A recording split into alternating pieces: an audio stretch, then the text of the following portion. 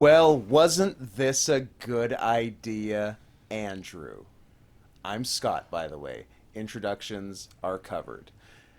Is this the time and situation we should be doing a podcast that in past years has gone 4.5 hours? Yes. Have we planned this out correctly? Yes. Let's look at the facts. It's 10 p.m. We're starting at. It's 12 to 10. Pardon me. It's 12 to 10, as people say. We have both eaten a family-sized meal each. Shout out to the unofficial sponsor of this podcast, Yep. Anton's. Anton's Pasta Bar. I think it's been on the podcast before. I feel like we've mentioned it at some point before. Yeah, like we said, have. if you're ever in Vancouver, hit up Anton's. Yeah, hit up Anton's and get too many noodles. Oh, especially when there's stuffed noodles. Yeah, yours is probably heavier than mine, and mine was not light. No. You No, I can't. No. I think we should cancel this. This we can Is it agree too late this- to cancel? It is too late to cancel. You know the rules. You know the bargain we have made with the devil. Once the record beep goes on, we must continue to completion. Yeah, all right. Are you just gonna rest your eyes for a minute? Yeah, wake me up when the game's over. Oh yeah, and compounding the situation, Drew just got to watch Team Canada lose the World Junior Hockey Championships in a shutout after destroying every other team going into the Yep. finals. But it looks to me that USA A-OK. I'm glad Trump's America got one more win in under the wire. And then a second win when And then Georgia. the second one when they steal the Georgia election, which is happening right now. So that's fun. They're rigged. Not my president. Hashtag stop the steal. Stop the steal. We should have gone in our full militia gear Yep. with our assless chaps and our assault rifles, and we should have stood in front of the voting registry and made sure that people weren't cheating. I love the gay militia. Well, it's us. We are the gay We militia. are the gay militia. Yeah, we'll shoot any Democrat who tries to vote with an assault rifle, but also we suck dick. It's a complicated vibe, but I think we pull it off. Oh, it's really cool that you're part of such a progressive church. They must be really supportive of you. No, they all the old people think I'm going to The hell. old ones think I'm going to, but I'm still their pastor. Yep. What? Yep. We're referencing a recent episode of Catfish, where a poor, dumb, gay, black pastor, which is a lot of things at once. The ultimate in ethnic bingo. I thought you were gonna say the ultimate killing machine. The ultimate killing machine. Yeah, the ultimate game of bingo. Yeah. Do you have gay? Who got catfished so fucking hard By the best catfish. by a king? Yeah, much respect. So what else is going on? I don't know, you do all the talking. I can't. This is going to be a one-man podcast. This will be like if you were just doing a podcast with Kelly. Would you would you like me to read your awards too? Sure. Do it. Okay. I'll do that. I'll read mine and then read mine again, pretending they're yours, and go, "Oh, look, we matched again. Have to give me a kiss."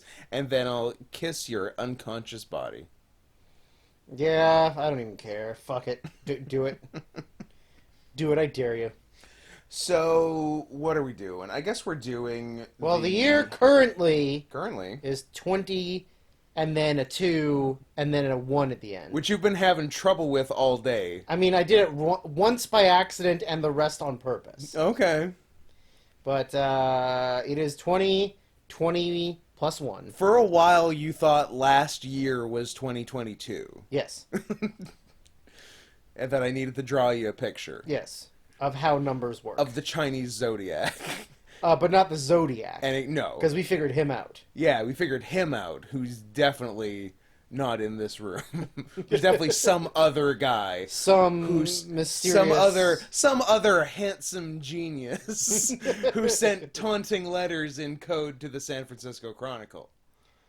We had a fun time that summer. The best summer of my life. Summer of Sam. Wait, that was a different guy. When Scott and I were both negative 20-something years old. We were the Zodiac. We were co-Zodiacs.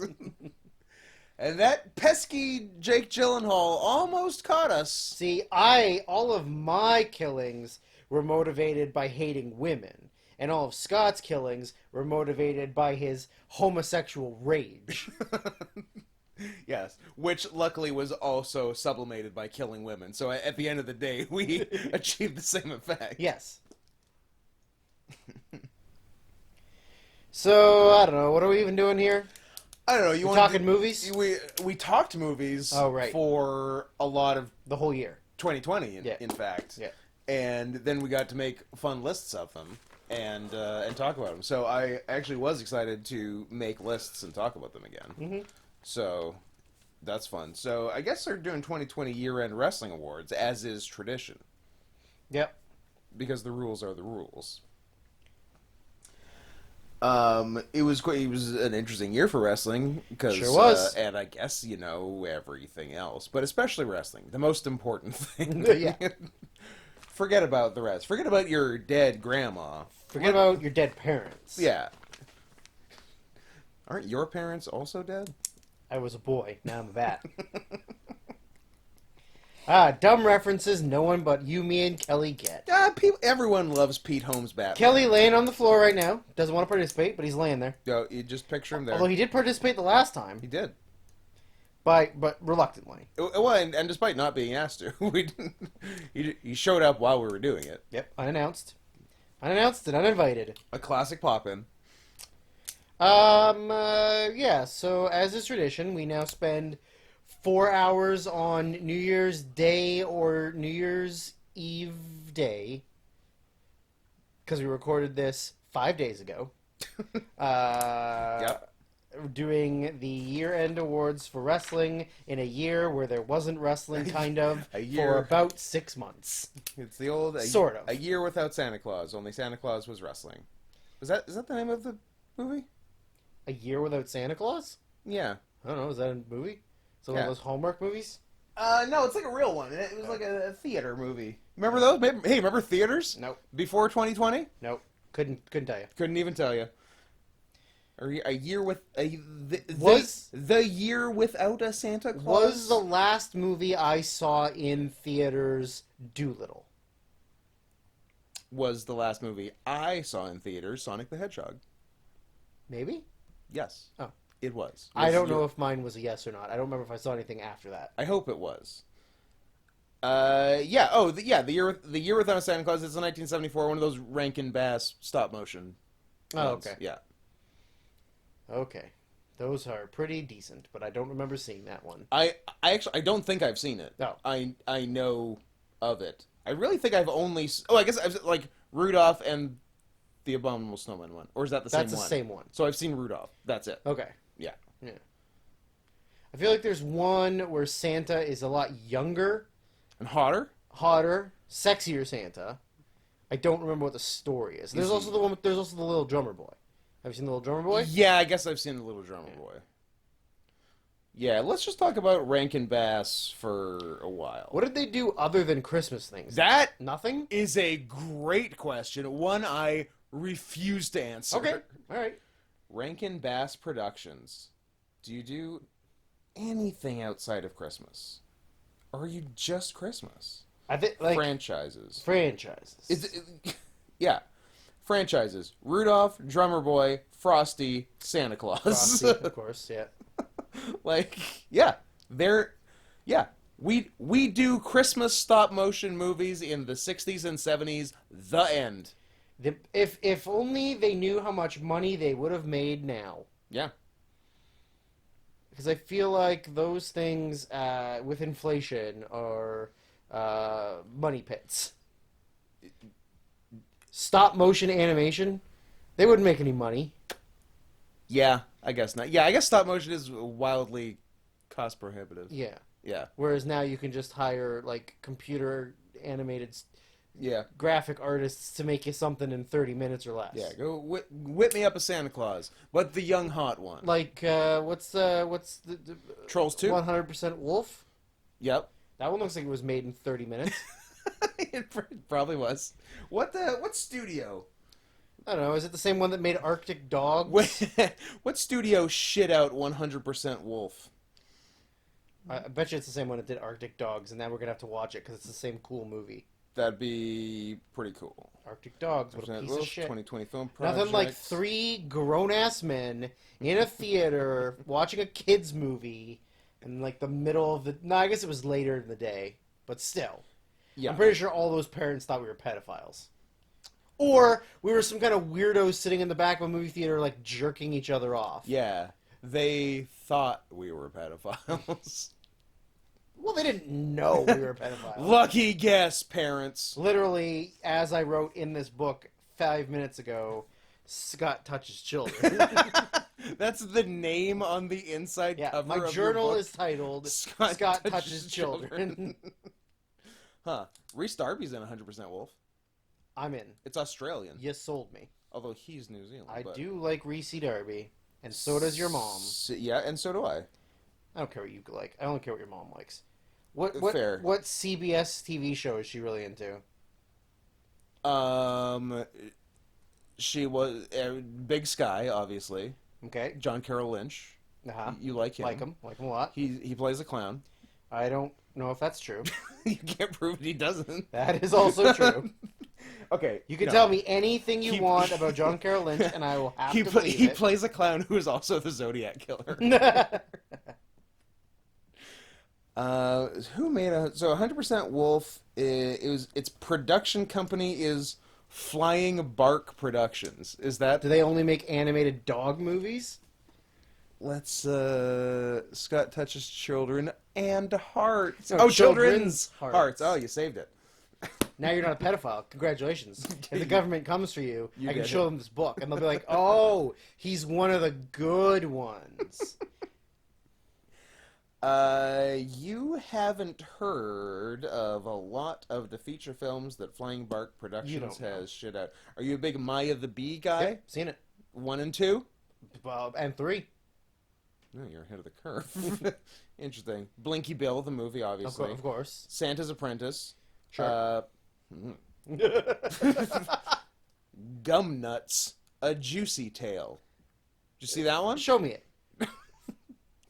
Show me the poster. They appear to be squirrels. Huh. Or meerkats. Huh. Weird. Gum nuts. Gum Nuts, with the Z. Man, children are retarded. They will watch any piece of shit you throw like in their face, and they're just like, "Well, I'm a dumb kid. I can't make any choices on my own." And in the 80s, Flying Bark Productions seemed to be all in on the Dot series. Dot and the Kangaroo, Around the World with Dot, Dot and the Bunny, Dot and the Koala, Dot and the Whale. Dot Goes to Hollywood. That's a good one. Who's Dot? I don't know, some cunt. Let me see. From like Animaniacs? Sure. No. What would she be doing without Yakko Getting and her own Wacko? spinoff. Yeah. Dot's just like some ginger bitch. Ugh. No thanks. So yeah, there's a Flying, and 100% Wolf was distributed by STX. I think that's just a financing company. It is. Who cares? Forget I said anything. It doesn't matter. Nothing matters. What? Sorry, you bored me to death. I bailed on it too. You don't get to do that when I already say it's worthless. I remember as a kid seeing an animated movie that was like all of the like popular kids things of the time. So like an animated version of Alf, a Cabbage Patch Kid, a couple of Care Bears, maybe like Kermit the Frog, maybe, and then like some other like random stuff where they went into some like nightmare world to rescue a kid. And I think, if I remember correctly, because like I saw it when I was probably like 5 or 6, and might have been too young to see it. I don't know.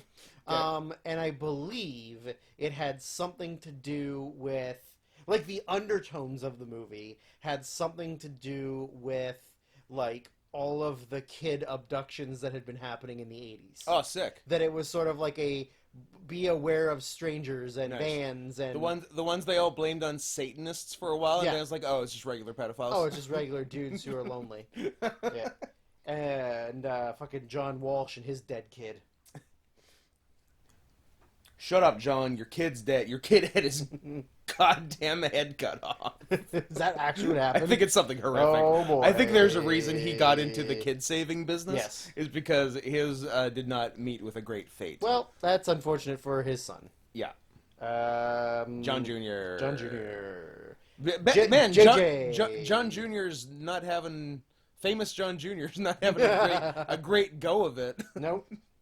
Planes getting mysteriously taken down in the Hudson River. He's alive, right? Yeah, he's definitely... He runs... Oh, he's QAnon. QAnon. Yeah, sorry. Dumb question. Yeah. Forget I asked. JFK Jr. is QAnon. If you take one thing from this wrestling year-end podcast, let it be that JFK Jr. is QAnon. It's one of the best conspiracy theories. It's a good one. Not the best one, though, but it's one of the best. It's up there. I love just the, like, there's a few, like, bits of like, yes, there are elite pedophiles. Of course. Yeah. But Is that even a question? I was going to say, I don't even know if that's part of the conspiracy, but the idea that Donald Trump is the outsider who's infiltrated high politics to take down the pedophiles is one of the most laughable things I've ever heard in my life. I mean, he's not a pedophile, but he is really into incest. Yeah.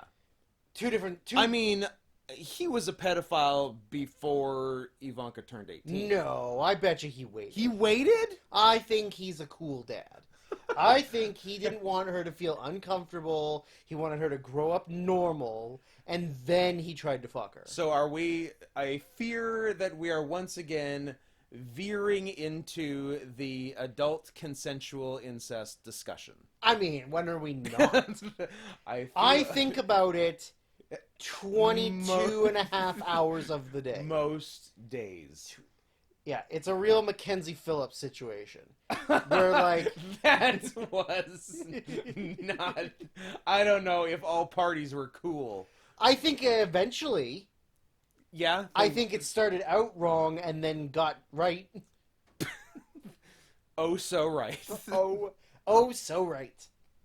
I don't know what the big deal is. I'm not saying I want to do it, but if someone else... I don't want to tell someone else not to. Exactly. I'm a libertarian.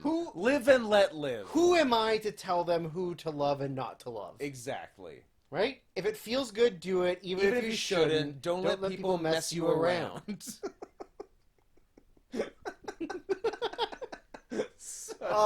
So stupid. Lowbrow, like low-level, 0.01 percentile joke. It's a Canadian song, right? It's a Canadian song. Yeah, no one's gonna fucking know it. What is it, Sloan? Sloan. Yeah. If it feels good, do it, even if you shouldn't. No, can't sing anymore. The rights. They're gonna ban us from Twitch. You're gonna take us off. Also, definitely don't call anyone a simp. Hey, even though that's why people use Twitch. Yeah, they also want to be called simps. Yeah, they like it. The little pay pigs like it. Fucking virgins. Come on. Yeah. Anywho, president likes consensual incest and elite pedophiles. Pizza party. How many times is that? 500 times in those emails? Pizza parties? Look, politicians love pizza. Who doesn't? Yeah. I like pizza. I like parties. Put them together. Yeah, exactly. Like, oh, they're talking about pizza parties so much. Yeah, if you were, like, well-to-do and in a position of power, you wouldn't have a lot of pizza parties. Yeah. Like the black people like fried chicken, Sarah. Like, yeah, guess who else likes fried chicken? Everyone. It's delicious. It's great. What are we doing here? I don't know. Come on. Check the basement. Oh, there's no basement to this building? There's a basement to this building. I know there's a basement. Show me the basement. There used to be a basement. We sealed it off. Yeah. Now there's no from the basement. inside. Now the basement and anything that happened to be inside it is gone. Oh, convenient. We're not fielding any further questions at this juncture. Convenient. I don't know. You tell the good people at Comet, Ping Pong, and Pizza how to run their business. I feel like it's not my place to. Oh, there's the other one which didn't get as much press but had as funny or funnier a thing. I think it was also in DC called Besta Pizza. Besta. And and the logo. Their logo was literally the NAMBLA logo. Yeah. And then someone pointed it out and they changed it. Yeah. What even is the NAMBLA logo? Do I know what it looks Some like? triangles or something? And also, how is NAMBLA a thing? What? Look, it's the North American Man Boy Love Association, and it's a club for very special guys and boys who, yeah, it's weird that, like, every year, like, the FBI doesn't just arrest all registered members of NAMBLA. Oh my god, the guy who founded it. Oh my NAMBLA god. or Besta Pizza? NAMBLA. Or both? Or is it the same guy? Maybe the same I think guy. we could be onto something if it's the same guy. He was also a founder of the. He was also a founding president of New York's Gay Activists Alliance. Cool. So started with good intentions, then kind of got off the rails, I'm guessing. Yep. He was. Oh God, this guy. Men should be able to get married to each other. Also, we should fuck kids. Hey, buddy, maybe Maybe tone it down. maybe quit while you're ahead. Wow, this guy seems so cool. Man, he wrote books about gay liberation and socialism, and about Leninist theories. He wrote a book about Israel. Positive or negative? Just says a colonial settler state ? Is the name of the book. Okay. Man, Boy, Love and the American Gay Movement, Homosexuality and the American Left. Yep.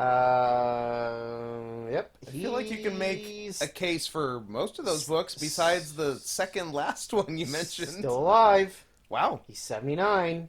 Good for him. Man. Let's pay him a visit. Who? Oh, people, this is scary. Allen Ginsberg was a member, or an affiliated member. Of NAMBLA? Of NAMBLA. Allen Ginsberg, poet and father of the Beat Generation, was affiliated member of NAMBLA, claiming to have joined the organization in defense of free speech. Oh, one of those. Yeah. Okay. But, cool thing to defend, bro. Pick your battles. Oh, NAMBLA. You guys and your pizza parties. But, like, they weren't actively acting on it, were they? Oh, I don't know. Like, it's not like they were... I mean, not at the meetings. Yeah, like, it's not like they were having meetings with, like, a sex dungeon with children. Not all of them. Okay, not the main ones. Yeah. But I imagine when some of them went home... perhaps. If I was gonna molest Partook. my son, I'd at least kiss him first. Mwah. All right, 2020 year-end awards. I love how it's like we just have an imaginary stopwatch for the preamble, and we're like, and done. It's sort of like an internal clock. You feel it. I have to be up for work at this time, so I'm going to set my internal clock for half an hour before. How about your internal clerk? My internal clerks, Kelly the Stud. Anyways, Scott, what do you got? Do all yours, then I'll do all of mine. But okay, I'll do. I'm gonna rattle all mine off, and then you have to do yours. But you have to remember what I said for any matches. Okay, but we're not kissing on matches. That's movies, not wrestling. I mean, if there's yes, I understand. But if there's a particularly good match, I think there should be, because I feel like there was last year, or there would have been if you weren't being uptight or something. Sure, maybe, whatever. All right. Just do your list. All of it, everything, and then read all of your lists from previous years. I'm gonna take a nap. I'm gonna have a quick, long nap. Best gimmick. Best gimmick. There's only one answer to this for me. Oh shit. Okay. I mean, maybe that's see. Okay. Oh, whenever you say that, it just fills me With rage? No, not with rage, just with doubt. I'm like, oh, do I have the right thing? What did I do? Then I just like rock cross-legged in the corner, cupping my ears. Yeah. You put way too much pressure on when I wish you wouldn't do it. I'm so sorry. Forgiveness, please. All right. Do you have some ones that aren't the obvious number one? I didn't write any down, but I got one in my head. Let's say that one. That is Hard R. Oh yeah. He's been a whole he's been a silly goose. He's had a year. Total heel. So starts as like Red's like enforcer or whatever. Yeah, Big R Shimizu, and then he loses the it was the cage match. It was a cage match of losing team has to kick one member out of their team. There were so many stipulations though. Like that was the stipulation if he lost. Yeah. There was a million other ones, like other people's hair on the line, and like one people like had to like change. I think Yoshino had to like change gender if he lost, and Yosuke Santa Maria is like, yes, yay, two of us, one of us.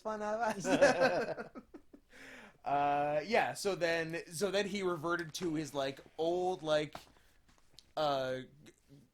opening match comedy gimmick. Yeah. That Ryotsu Shimizu, which I guess is some kind of anime character, with a unibrow. Yeah. Yeah. And stupid hair. Yeah. And then fell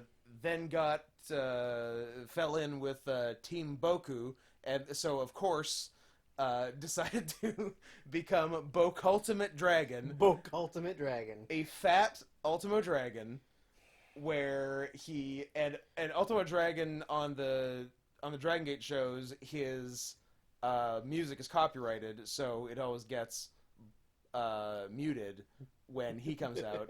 But Boke Ultimo Dragon found a clever workaround where he sings the song himself and it doesn't get muted. Yeah. And he just does all of Ultimo Dragon's moves. Does he doesn't do the fucking Asai DDT. I don't think so, but I haven't actually seen him wrestle as the dragon. I've seen him do a Mahistral. Sure. Yeah. But beyond that, I don't know. Mm-hmm. But people love it. He's a treat. He's a good one. What's one you got? A couple I had were Eddie Kingston, who sure is just. Is that a gimmick or is that just Eddie Kingston? It's both. Okay. It is Eddie Kingston, the gimmick, and he's just awesome. And like, it's not like he invented this gimmick this year. He's basically had this gimmick for 15 years. And is just rad at it, and is now doing it on the largest stage he's ever done it. So I figured I would give him a shout out for that. Also keeping it in AEW, MJF is the best. Very good at being a dick. Yep. And I thought I would recognize him. I also think that Jericho is excellent. Yep. Jericho is great at what he does. The good mixture of comedy, but also being mean, but also being a whiny bitch. Yes. Yeah, it's pretty great. Yeah, he does that very well. The other, I don't know what maybe, I don't think we have the same one. Maybe we do. I don't know. I don't know either. But like, legitimately, one of the best is the Swingman. I forgot about the Swingman. Johnny Swinger, baby. I'm Daddy. Drew. I'm enacting. let me put my water down. Prima snack. So I'm enacting Prima snack there, where I get the first taste of all of your snacks. And my snack is Johnny Swinger. And your snack. Johnny Swinger is a snack. I've absolutely lost my pen. Okay, and you also absolutely forgot about Johnny Swinger. I forgot about. Yeah, he's great. Nothing like a guy who was a jobber his entire career, then discovers steroids at like 40 whatever, and now is the ultimate like... And is doing just an 80s worker gimmick. Yes. From an era that he did not wrestle in. Johnny Parisi. Yeah. He is 45. Yeah. And he debuted in 1993. Wow. So he was... Yep. Really young? Yep. He was in WCW by 95. 45 now. 93 was 2017. So debuted at 18. Well, there you go. Good for him. There you go. So he was hella young, even in like ECW. Yeah. It was like early 20s. Yep. Wow. Okay. Cool. Cool guy. Cool guy. But The swing daddy, baby. yeah, like of the bits I've seen, he was talking. He was talking about working a double shot for someone. Blah blah blah. The pay was garbage, but the gimmicks were incredible. just like so Didn't much he, like the episode we saw tonight, he referred to chicks as the girls Brizzods. as Brizzods. Yep. Yeah. Yeah, he's using Carney speak, which everyone in the non-wrestling world knows as Snoop Dogg speak, but it was invented by wrestling carnies, so please give it the respect it's due. And yeah, that's a real good one. I only have one left, and it's my number one. So I got one other and my number one. Okay. What do you think about heel Roman Reigns? Here's the thing. There's a couple of them that I like, different categories. I could have put Roman down. But I haven't actually watched a fucking thing Roman's done. I know what he's done and the gimmick and the storyline, but it's not like I've actually physically watched any of it. Right. That's fair. I just think it's... I mean, he should have turned heel 6 years ago, and they refused to ever do it. I'm shocked they ever did it. It took a global pandemic for it to happen. Yes. It took there not being a crowd there for them to even consider it. Yes. But they did do it, and he, in terms of, like, being over for the right reasons, it's the best he's been since the height of the Shield. Yes. So I figured that was worth something. And then I have a number one, which has never been mentioned by either of us since 2013. Interesting. Since we started doing this in 2013. And I feel like he should always be on the list, and we've always forgot him. Okay. But I don't think it's your obvious number one. Oh, your obvious number one is The Fiend, obviously, because you love him. Damn it. Damn it, you got me. Mine's Toru Yano. Because he rocks. I mean, it's true. He does. But I mean, it's crazy that he's never been mentioned. So I'm giving him lifetime achievement. Lifetime achievement. All right. Best gimmick. I just thought of another one that I'd like to give a hon to Hit it as up. well. Honorable mention, legitimately, to Mr. Brody Lee. Sure. The straight up Vince McMahon Just gimmick. making fun of Vince. Perfect. Awesome. Like so good. Yeah. R.I.P. Gone too soon. Yeah. Legitimately. Yeah. My number one, and I know this is probably gonna sound a little silly, is fucking Matt Riddle. Oh, Riddle's Matt great. Riddle's Yeah. like Riddle's great. Yeah. The fact that it's like he knows exactly what he's got and what he's going to get away with, and just is like, fuck it, fuck it, bro, I'll do it. Yeah, absolutely. Like, it's the best. Like, mouthing off Goldberg online and then mouthing him off in person and calling him bro, and like Goldberg's like, bro, I'm not your bro. He's like, all right, sorry, bro. I'm sorry, bro. I'm just trying to. I'm not your bro. All right, yeah, easy, cool. Talk to you later, bro. Like, it's so fucking good. And then raping that woman. Well, can't win them all. You can't lose them all. Yeah. I'm really disappointed that we don't do worst gimmick anymore, because there was a lot this year. Bray Wyatt. All of the Bray Wyatt stuff. Something that I will definitely mention later is Revolution. And then also Eric Rowan's giant spider. Was that 2020? That was 2020. That's crazy. That was the beginning of 2020. That was 100 years ago. Yeah. Yep. That's absurd. Wow. Okay. What was the payoff? Why do I bother asking? But what was the payoff? The payoff. Well, the payoff was they eventually revealed a dumb animatronic spider, like a giant, huge fake spider. Yeah. And then McIntyre crushed it with a chair or the stairs. Yeah. Like it was inside the case, and he something. Yeah. But like, was that what was the end game? Was that always the plan? Scott, you asked. That's question. why I said, like, as I'm asking, I'm like, why am I fucking asking it? They don't know. You asked the question as if anyone fucking knows.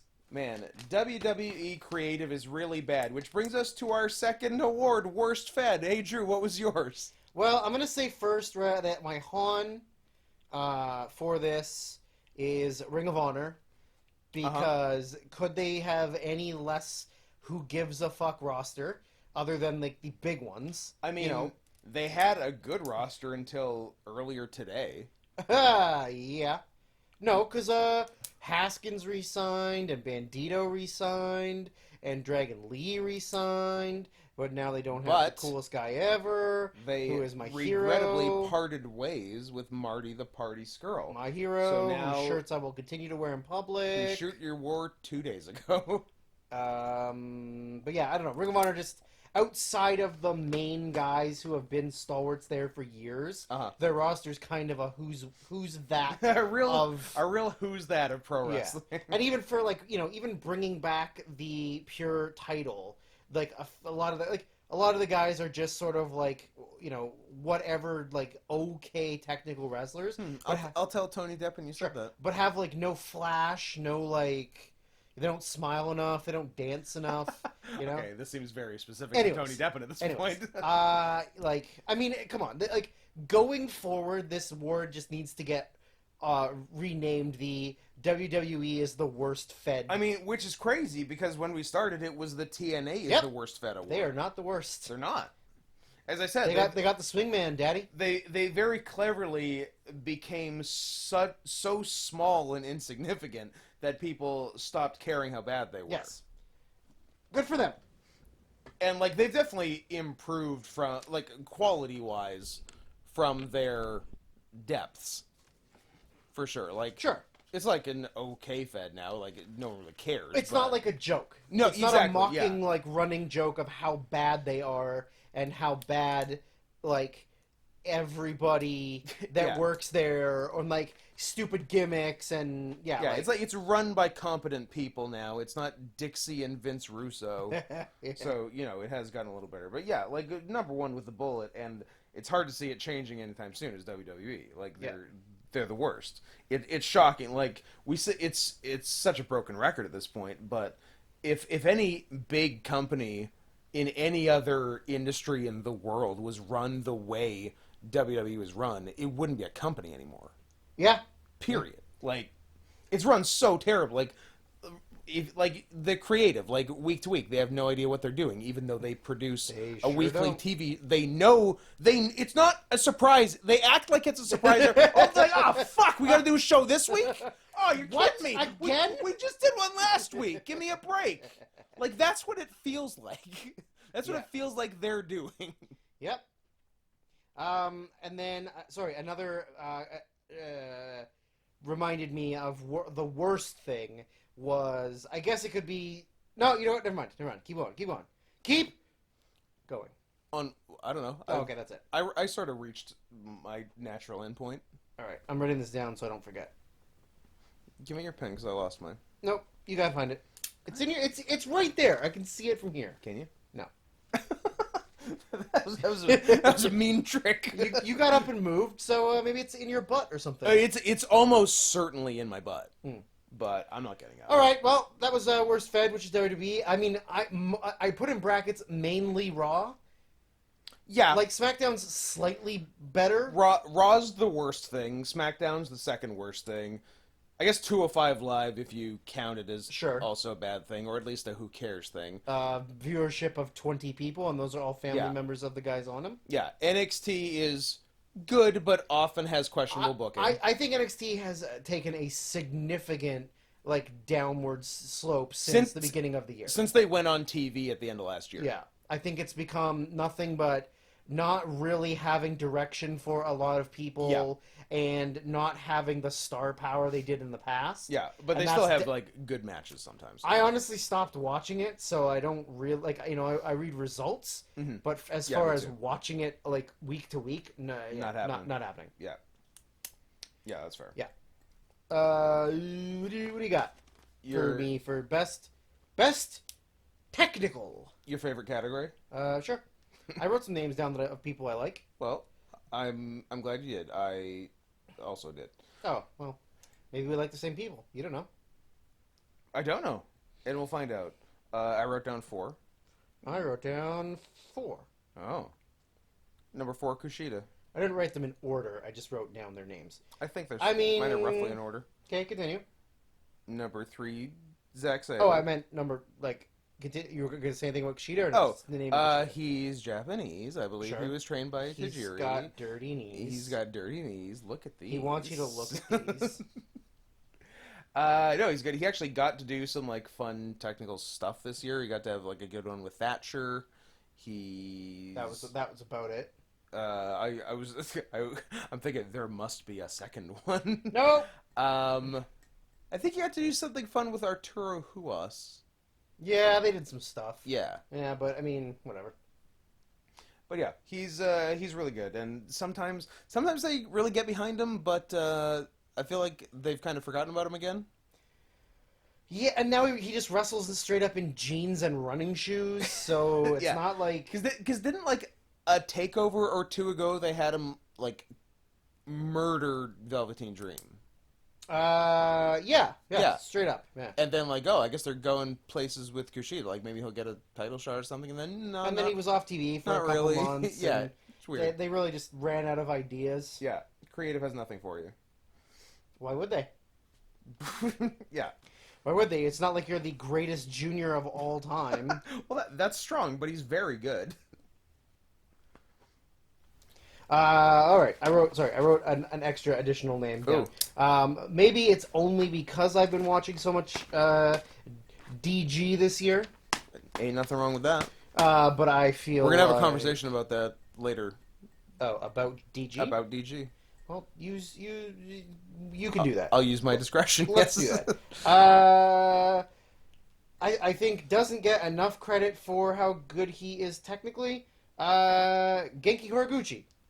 Yeah, Genki's real fucking smooth. Genki's real smooth. Real solid. Yeah. Like, everything he does is great. He turns goddamn anything into a backslide. Anything into a backslide. Yeah, Genki is great. Yeah, that's a good call. Yeah, Genki's solid.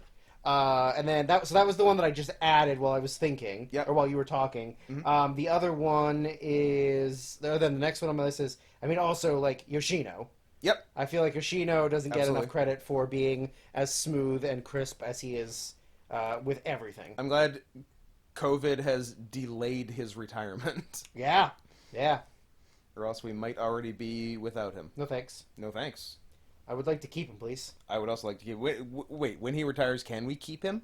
I'll find out. Okay. But I make no promises. Make a call. Who else you got? What else you got? Give me another one. I got Zack Sabre Jr. because I always have Zack Sabre Jr. Mm-hmm. And there's really no reason not to, so I continued to. Fair. Yeah. I think I've had him every year 2014 on. 1, 2, 3, 4. Oh, sorry. But not always number 1. Actually, number 1 every year until last year when he was 2, and now he's 3. So I guess he's bad at wrestling now. That is fair. It's just he didn't do as much this year. Yeah, he really didn't. It was a lot of tagging with Taichi. Definitely doesn't help that you don't have wrestling shows for several months, and also like you would normally do stuff in the UK, exactly, and then maybe some stuff in the US, and then like a bunch more stuff in Japan. Mm-hmm. But yeah, definitely him being a heavyweight tag champion doesn't really help. I don't know who I want to say is my number 3 and who is my number 2. Gotta figure it out. I'm gonna say Kento Miyahara is my number 3. Okay. I really enjoyed everything he does. Yep. I think he's really underrated. No, he's great. It's cool he's like the man in All Japan. It would also be cool if he worked other places. Is in New Japan. Was in New Japan, yeah, absolutely. It would decimate All Japan. If he could get more stuff, that would be much better. But yeah, just to get, if only for more exposure. Yes. Because he is fantastic. Yeah. Number 2, Timothy Thatcher. Good call. I didn't really think about him because I don't give a fuck about WWE, but yeah. But he's good. And him and Tommaso Ciampa at the last takeover was fucking rad. Real good. It was the best match on that card. It was way better than It was, yes. Way better than the War Games matches. Yes. and then his stuff with Riddle earlier in the year. Yep. Really good. Yeah. So And it's cool. It's cool and actually shocking. They're largely letting him work his style. yes. Granted, he's doing a lot of jobs. But Yeah, it was weird because like it was sort of like his gimmick is that he's like this unbeatable submission guy, but also he loses a lot. But also, you can pin him really. It's really easy to pin him. Don't try and grapple with him. And even like fucking Dexter Lumis choked him out Yeah. once. Yeah. Wow. Worst gimmick, Dexter Lumis. Anyways. Yeah. Yeah. So I was. You got 2 left? I got 2 left. How many you got? 1? 1. I was debating who was 1 and who was 2, but then I thought that number 1 is the person I've actually watched like for longer and more of. But this year, I was definitely introduced more to Kagetora Yeah. and his picking legs into rolls. That and pin versus a pin- running opponent oh, he does, I fucking best thing ever. love to bits. best thing ever. I can't even really figure out how it works. It's too fast. It's too fast, and like the physics of it don't make sense to me. Because like the guy's like he's basically sitting down, the guy's running at him, and then it sort of ends like a small package, Sure. but he doesn't hook him in any way like No. a small package. No. It's like a tuck and roll. It's so weird. It doesn't make any sense. And it ends up just right. Yeah. Yeah, it's nuts. It's perfect. Yeah, he's a delight. I love him. I stole a move from him years ago, and I still do it. Mm-hmm. Is your number 1 Sonata? It's not. Oh. It's Jonathan Gresham. I know you wouldn't be psyched about it, but what are you gonna do? He's real good, and he has a handsome wife. I unfollowed her on Instagram. That's interesting. You were following her in the first place for unnamed reasons. Can we just talk about that for the rest of the podcast? Sure.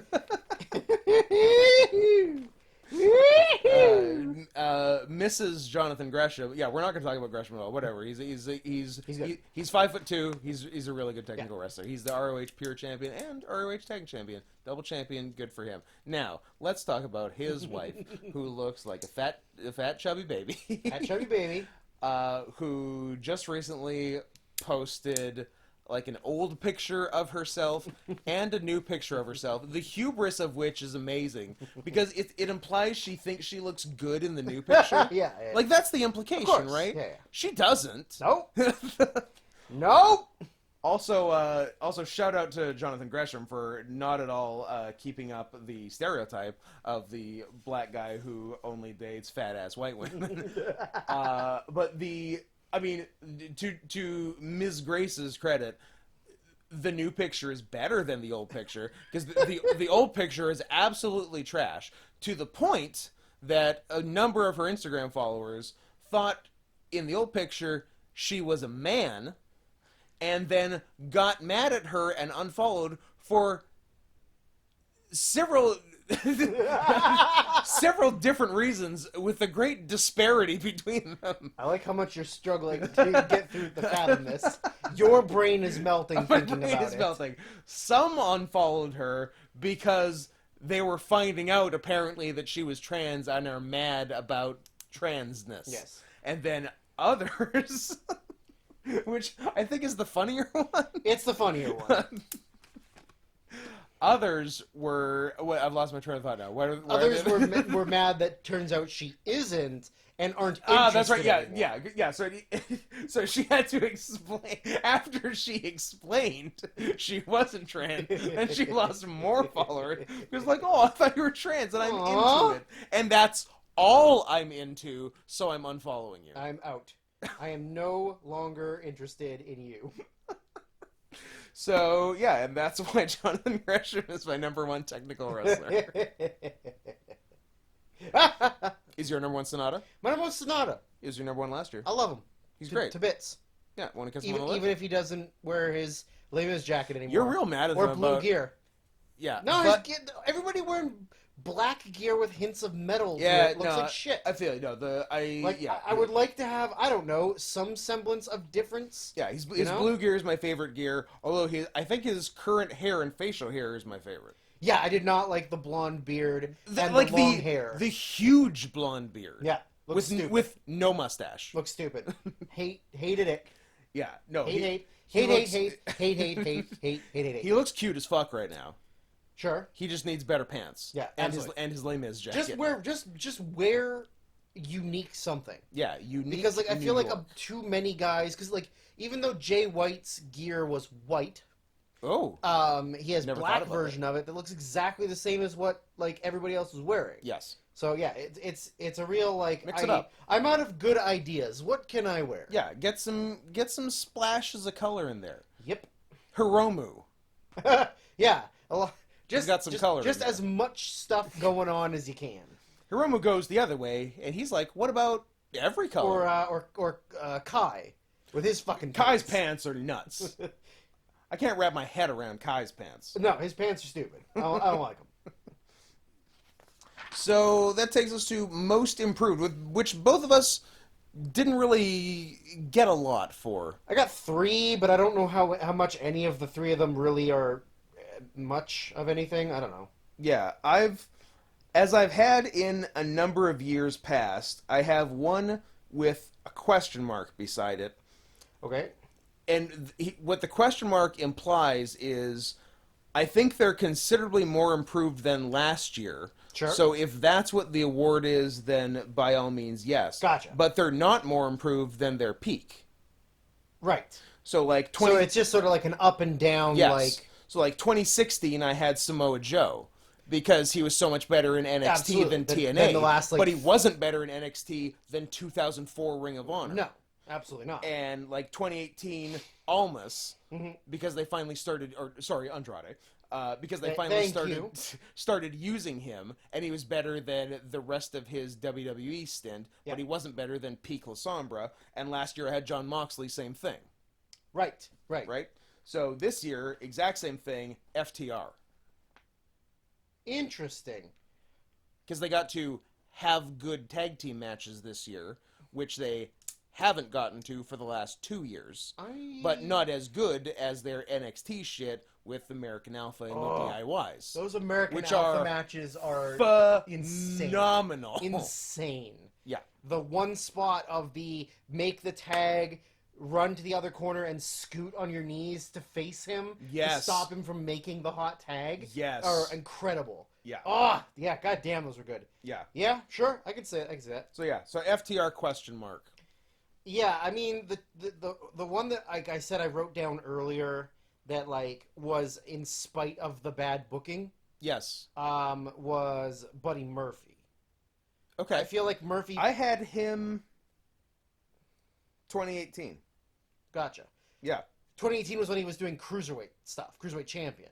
Yes, cruiserweight champion. Yeah. Yeah. In spite of the horrible like Rollins storyline and doing all of the Rey Mysterio stuff, it definitely he was able to at least still have really solid matches. Yes, for sure. You know, even though he's been given nothing but dog shit. Yeah.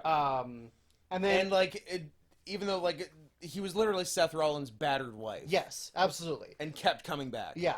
But a good battered wife should. Yes, of course. But I feel like he had a good series of matches with like singles with Ray, singles with Dominic, and then tag with him and Rollins versus Ray and Dominic, and he like was the best part of all of those. Yeah. Yeah, no, he's a great wrestler. Yeah. It's weird that at one point he and Wesley Blake were the same. Yeah. Yeah, pretty much. Yeah. Or at least we didn't know any better. Or yeah, it was like who's who. Yeah. Yeah. So that's interesting. I believe the crowd used to chant which one's Blake, which one's Murphy. Yeah. Yeah. Poor guys. Now Anyways. we know. I actually couldn't pick Blake out of a lineup right now, but I do know what Murphy looks like. He's real ugly. Like if you saw an ugly guy, you're like, that's I was like, and I believe his name is now going to be Wes Lee. Shut up. I think so. I'm no joke. Shut the fuck up. First name Wes, last name Lee. First name Chris, last name Jin. Christian. Christian's TNA name. Yeah. Christian.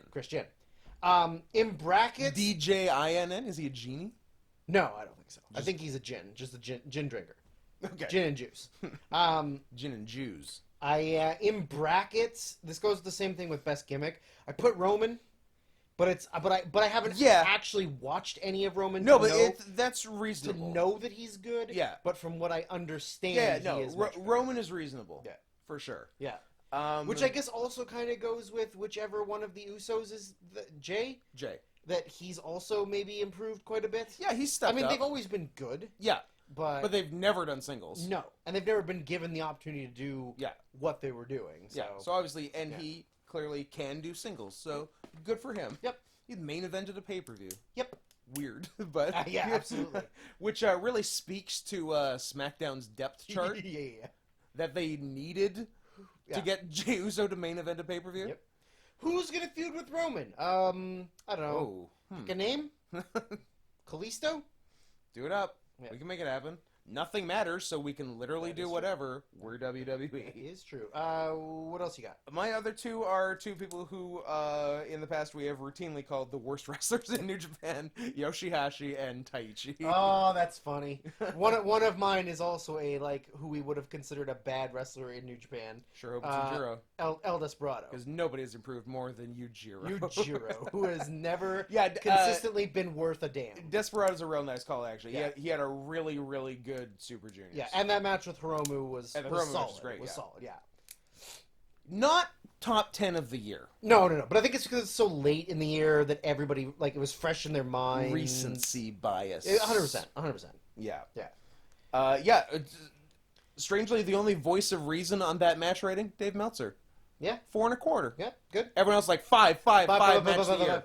12. You know what it is, too, is I think, same thing with some of the Taichi stuff, is that I think it's when someone you expect to be dog shit is better than what you expect. Yeah. Then you're like, this was a really good match because I expected it to be horrible. Yeah, I was expecting negative 3 stars, and I got 2.5. Exactly. Yeah, 100%. You did 5 stars better than I thought. Because even all those Taichi matches that people said were good, I thought were better than I would expect, but I didn't think they were amazing. He's had a few legitimately good, most with Ishii. Sure. But might be because of the opponent. Of course it is. But of course it's because of Ishii. But the match, even with Taichi in it, is a legitimately good match. Yes. Because Ishii forces Taichi to not fuck around. Yeah. I think it's all a matter of whether or not you mold the style of the match to your opponent's style. Yeah. Instead of just doing what you normally do, which is also kind of like the Desperado. Hiromu match is Desperado wrestles a Hiromu match instead of doing a half and half. Absolutely. Or more of what Desperado would do. Yeah, it really was a Hiromu match. Yeah, for sure. Because if you watch the tag match on the Dome, that was a Desperado bad match. Desperado Kanemaru tag. Yeah, that was them by the numbers for sure. Yeah. And then the only other one that I wrote down, which I don't know, I think it's improved because it's a lot more responsibility and a change of style and character. Not to say that they weren't good before, but I think Jeff Cobb... I like how you're using the gender neutral they. Yes, I'm like, they. Jeff Cobb as a heel. Yeah. Being given more of an opportunity to be in a little bit better spot than he was in. Yeah. I think has improved. Not necessarily because his wrestling's always going to be the same, but I think it's just his overall in ring, ring awareness, the whole thing. And he's more of a big time professional wrestler now, than he is an amateur wrestler, a really good amateur wrestler who's strong and does wrestling. Yeah. Now he's more of a complete professional wrestler. Yeah, for sure. And also, doesn't hurt that we just saw him have maybe the best match of both days of the Tokyo Dome. Correct. Yes, absolutely. So, yeah, that helps for sure. Yeah. And now for a boring category, followed by my favorite I don't category. like good. I like bad. Bad's more fun. best. Bad's more fun. So let's get good out of the way. Okay. Best feud / storyline. I have 1, 2, 3, 4. I have 1, 2, 3, 4. Cool. Well, I'll start with the one that is the lowest on my list. I'm literally hitting the same note over and over again. The Roman heel turn, the seat at the table, the family monarch kind of. For some reason, I didn't think about Roman for this category, even though it makes perfect sense. I mean, the idea behind it, the actual like awareness to execute it, like and saying like it's now or never, like I think is really smart. Yeah. Even though I haven't seen anything other than like highlights or like videos on Instagram or YouTube or Twitter, but yeah. I don't know. It's a smart move and it's an interesting move. Absolutely. Yeah. Which are two things you don't often say about main roster WWE. Yeah, and like I don't know how I really feel about or think about the Paul Heyman involvement. Like I feel like it's unnecessary. I'm okay with it. I think to start with it was good, but I feel like now it's almost like you don't need it. You don't necessarily need it, but I don't mind him being involved. I'm I fine. I want Paul to do something. I'm fine with Heyman always managing a top heel. Paul is the best, so you want him on TV. But I guess apparently you don't want him in creative. But you don't want him running Raw. That would be a disaster. No, of course. But yeah, the Roman heel turn I think was a really solid. Yeah. The best thing to happen to the main roster this year. Yeah. I've got Kenny Omega and Adam Page. I also have that. Nice. The tension.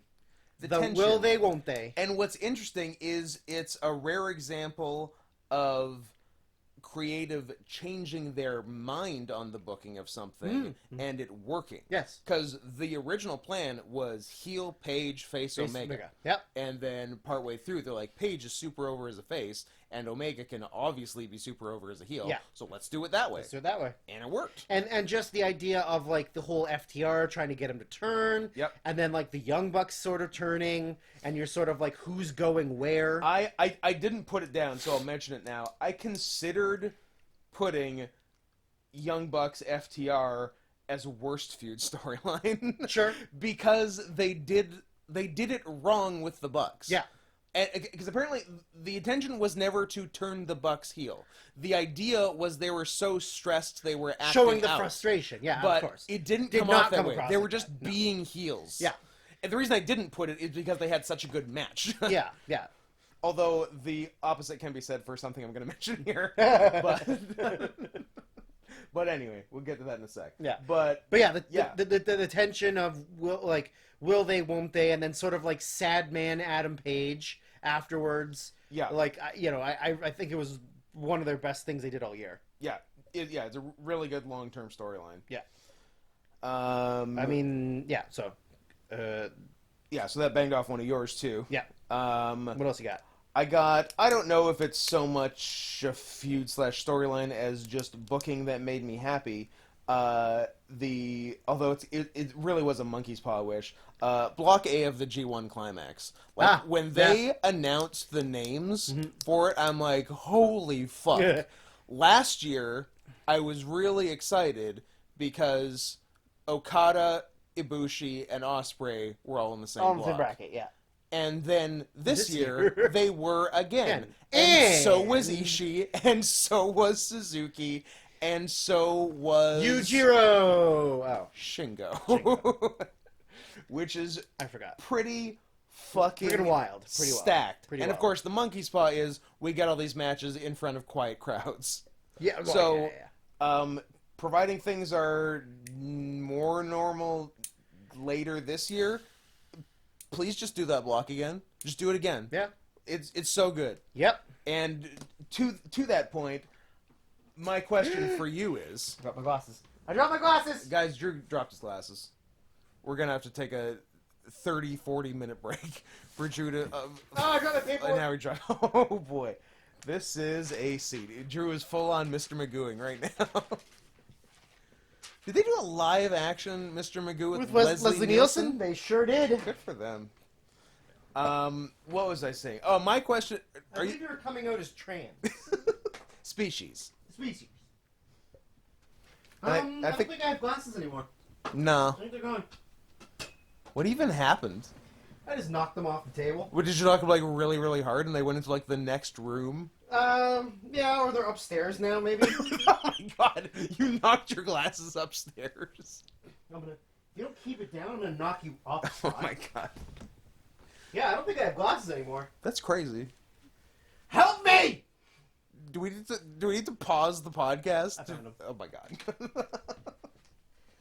All right. Now that we're back from the pause. right, now that crisis is averted, my question to you is your ghetto, your Hall of Fame booker. I'm ghetto. You're ghetto. Are you Jado? I'm Jado. Cool. So I'm gonna go book Noah for a little while.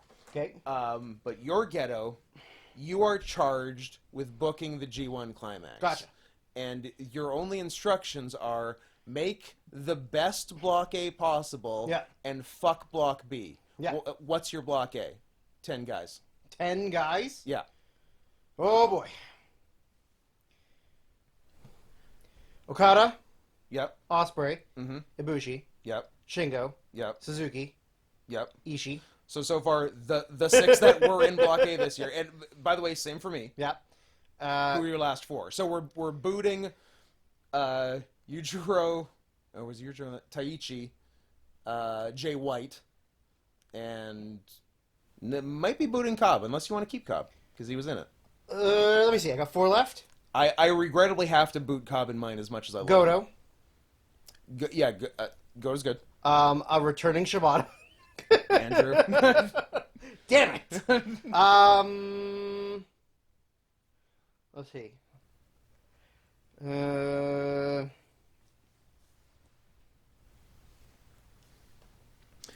I'm doing I can't think. I'm doing those 6. Yeah. And then the last 4, I think I'm doing Tanahashi. Yeah. Oh, of course, Tanahashi. Duh. Yeah. I think Goto. Okay. You think? Well, Or you know? there's a few options. Because, like, the options are, like, Goto, Sonata, Mm-hmm. Saber, Yeah. Cobb, Yeah. Naito Naito. are kind of the options. I think I'm going to go on a limb and boot Naito. Interesting. Just because he has such wishy-washy chemistry with a lot of people? Yes. Yeah, that's fair. Precisely. That's fair. Yeah. Yeah. He's less reliable for constant good matches. Yep. I agree. So I think I'm going the 6 that were in Block A, Tanahashi, Saber. Sorry. Tanahashi, Sonata, yeah, Saber, and Goto. Yep. I think that's good. Then I'd say the next 2 options would be Cobb and Naito For sure. to Yeah, for replace sure. anyone in For that. sure. Yeah, but that's Dream Block A. Absolute. Dream block. There's some Dreamboats in that. There's some dreamboats in that. Tanahashi, Sonata. Yep. Is Okada a Dreamboat? Yeah. Yeah, I think so. I think right. the ladies like him. LL Cool O. LL Cool O. Yeah, that's his name now. I like that. Ladies actually. love Cool Okada. Nice. What else you got? Well, I just remembered a worst, and I had to quickly write it down. Ooh, so, good job. What else did I write down for best? I wrote. Oh, I don't know. I don't know if it's honestly it's not a storyline for the whole year, but it was something that happened that I love and think is really good, and that is this is biased towards one company that I like, of the Dragon Gate rookies turning heel and joining Red. That's like part of my thing. My thing was just well, I had first written Okuda Ishida, and then in brackets I just wrote plus just the whole Dragon Gate Generation Wars. Yeah, the only problem with Generation Wars really is that it got fucked by COVID. Yeah, Because we didn't get to have a long-term Generation Wars. Yeah, I was actually kind of surprised they started doing dissolving the units after this year. I'm like, nah, keep it going, man. Yeah. You got more juice in this. I think they really could have stretched it out for a while. Yeah, no, I agree. I'm a little disappointed they're not keeping it up, but I am excited that Natural Vibes is coming back and Susumu's going to do some sad dad dancing. I love it. I love sad dad dancing. Clearly lost a bet. Yeah, or honestly, or maybe that is the gimmick. The gimmick is Maybe that it is. he pretends That's he his thing. doesn't want to dance. And Yeah. everybody's just like, oh, look, it's Susumu. He really doesn't want to be there. But secretly, like, when he gets to the back and he's like, guys, that was awesome. I am so jacked on dancing. But any way you slice it, like, the Fed with the best booking of the year is Dragon Gate. Absolutely. Yeah, 100%. Like, no question. Yeah, I just love the idea of, like, one of the rookies, like, goes bad and joins Red. So then all the other rookies are like, hey, now we have to, like, And we gotta step we gotta up. be like we have to be the good ones. Yeah. And then another rookie joins Red, and then it's like, okay, now what do we gotta do? And then they're like, oh, we're so mad that he joined Red, and then like, oh, spoiler alert, I'm also joining Red, and now it's like, oh fuck. Now it's all up to little Comet. Oh, Comet. But like, I mean, I definitely wanted Comet to also turn heel and join. I don't think you will. But I think he'll stay face. Yeah. But yeah, that was all good. And then my one kind of question mark is because the booking of the feud was very good. The promos were probably the best promos of the year. It's just what it led to, maybe left something to be desired, that being Edge and Orton. Sure. Like, I wrote my number one was just Edge returning. Sure, maybe that's a better way to do it. I mean, as a storyline, Yeah. that fucking rules. Because, Yes. like, no one knew it was happening. Yeah. He came back and was, like, healthy. Like, Yep. fully healthy. And then... clearly just so psyched to be there. Yeah. Like, Yeah. you could genuinely tell, like, hey, this is a guy who loves the wrestling business. Yes. But, yeah, I mean, like, the payoff is whatever, right? Like, the match at Mania was bad. I didn't see the greatest wrestling match of all time. Then then what is even your number one match for the year? If not the greatest wrestling match of all time? I am so sorry. Yeah, the greatest wrestling match, which was certainly better than the Mania match, but also Edge injured himself for 9 months as a result of it. On a reshoot. On a reshoot that wasn't even that necessary. Because apparently they basically did it in one shot, no editing necessary. Yeah. But then, of course, they had to, like, gild the lily. Do you think Vince is happy? No, he's No. never happy. That's the only thing that makes me happy, is knowing that he's never happy. Yes. Yeah, absolutely. I the fact that he cannot even rest for a minute of time, like, Yeah, he sleeps like 30 minutes a night. yeah, or like if that. Like, I think there's like he goes like 3 or 4 days without sleeping. Jesus Christ. Who said What a that? psychopath. There was an interview with someone where it was like they talked about right before their debut, and they were like so nervous they couldn't sleep for like a few days leading up. And then they ended up having like a meeting with Vince, and he said, like, Vince, like, I'm just like, I feel really like, I'm so anxious and so nervous, like I can't sleep. And Vince's response was like, oh goddamn, pal, if you don't sleep tonight, you'll sleep tomorrow night. If you don't sleep the night after, you'll sleep the night after that. You'll sleep, like, goddamn, it doesn't matter. Sometime. Yeah. So, what an insane person. Love him. Now, do you have any more things? I do not. Well, now it's time for my favorite category. Yeah. Worst feud / storyline. I'm very disappointed I can't keep up what would be a 3-year streak and have it be, in all capitals, Saudi Arabia. I mean, there was a Saudi Arabia. There was, but it was much less eventful than past years. No bottles were thrown at women. No planes were taken hostage. Yeah. No shows were run the week after U.S. permanent resident was murdered by their government. That kind of stuff. Unfortunately. Yeah. But that said, there was no shortage of absolute bullshit this year. Yep. I have a lot. I also have a lot. I have a lot. Do you have any That are aren't not WWE? WWE? One. I also have one. I hope they're the same. They might be. Might be worth a kiss if they are. No, they're not a kiss. We're not kissing. Ah! All right. Why are we even doing this? This fucking show sucks. Fucking thing sucks. Do the fucking thing live. I ranked my 1 and 2, and the rest will come as they may. Yeah. Do you want me to start or what? Fire away. All right. Well, the ones that are, I guess, a little less important than the big ones. Yeah. Is I just wrote down Retribution. Yeah. Like the fact that they only appeared on, like they only fucked with Raw. Yeah.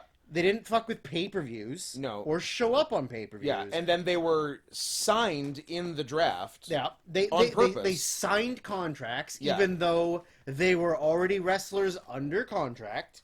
Yeah, that's right. And then they were brought in as big-time heels, And then who were then total immediately feuded with heels. And that's right. And we're total fucking losers. Total fucking jobbers. Who lost a match on a technicality.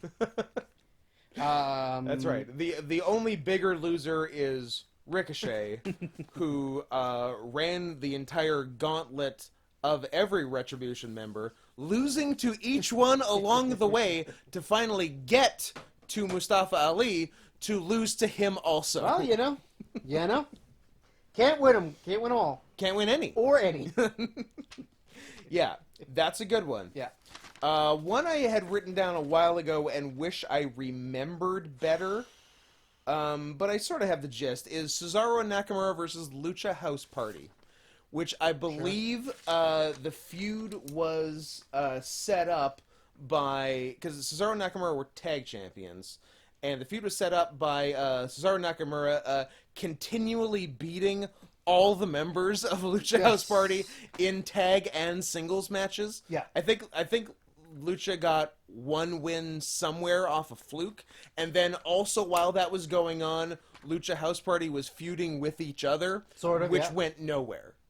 Well, now they're broken up. Now there's 2 and 1. Yeah, but they never had a match against each other, and nobody turned heel. No, and there probably was never a promo of like, I'm not in the group anymore. Nothing. Well, you know. Yeah.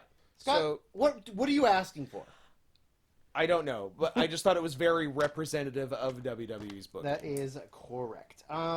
Another one that I wrote down, but it's honestly not even because I remember anything specifically. I just assume. Fair. Is some kind of Sasha Bayley bad booking? Well, yeah, Sasha Bayley has been. We must have some Sasha Baileys written down in past years. Like last year, right? Wasn't there a bunch of bad shit last year? What do we have last year? Yeah, 2018. Oh, okay. Gonna turn heel, not gonna turn heel. Gonna turn heel. Yeah, that was the did turn heel, but now it's back to a face. Now they're both turning heel. Yeah, they finally settled on turning them both heel, and then making them a pretty fun tag team. Yeah. And then that had to end because no one can be a tag team. And women can't be friends. And women can't be friends because women... Show me a woman who isn't jealous of another woman, and I'll show you a man. Mm-hmm. Quote Phil Hartman on News Radio, one of my favorite lines of all time. Because it's completely true. R.I.P. R.I.P. R.I.P. Gone too soon. Yeah, so their genius idea this time was, Sasha and Bayley were basically the best thing on all 3 shows when they were women's tag champions because they worked Raw, SmackDown, and NXT. And a couple NXTs. Yeah, and were fun. And so, of course, you have to break them up. And looking at the 2 and their history, obviously you would go with Bayley as the natural heel. Of course. And super likable character Sasha as the big-time babyface. And that's what they did, right? That is what they did. And then the entire feud that they had been building up to in one way or another for 3 years. Yep. Was they have a match at Hell in a Cell, and Sasha beats her clean. They have a match the next week on SmackDown. Sasha beats her clean. End of feud. See ya. Yeah. Peace. That was it. This is because we have to make room for more important things. Sasha versus Carmella, and Bayley versus no one. I was going to say, I don't even know what Bayley's doing. Couldn't tell you. Yeah. Cool. Sounds about right. Yeah. So that's what's going on there. I'm glad you're up on your Sasha Bayley. Absolutely. I was happy to help. Let's keep the WWE women train going. What? How about Charlotte Flair, NXT champion? I also wrote that down. Right? Can we talk about that for about 45 minutes? Let's just talk about how Charlotte's a bitch. So, like, in real life and as a wrestler. Charlotte was not supposed to win the Royal Rumble, and then she did. Correct. Because she whined about promises she wasn't given. Because of the wonderful things she does. Sure, I don't think she does anything wonderful. Yeah, because she whined. Because she complained that she was made promises that weren't given to her. Because Charlotte has been treated so badly. Horribly. She never gets anything.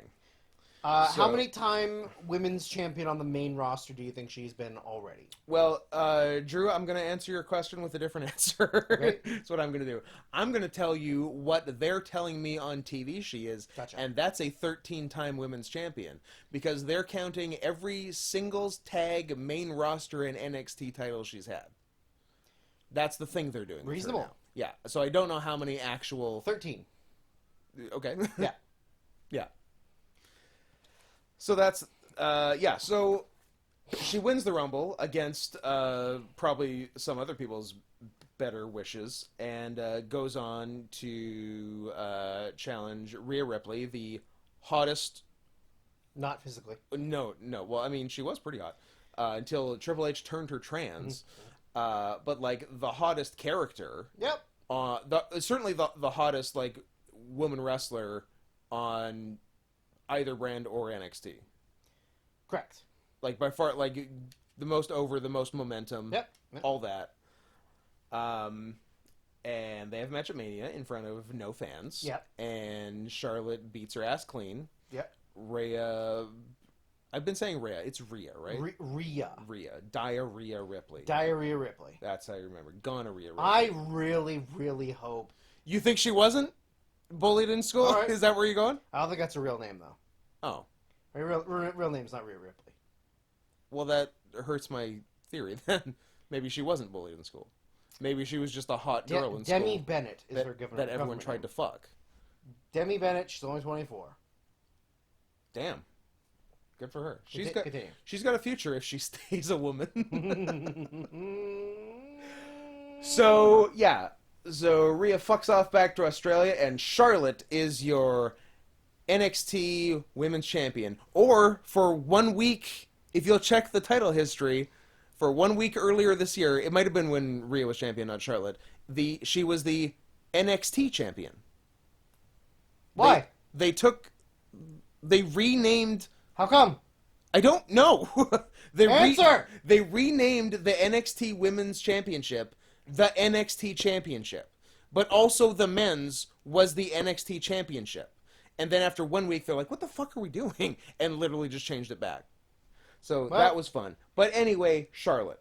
So Charlotte goes to NXT and proceeds to wipe the floor with everyone. Yep, as she should. As she should. And I guess after, I don't know, I guess it was her first win on a takeover. Yeah, because they do like the takeover press call, right? Yeah.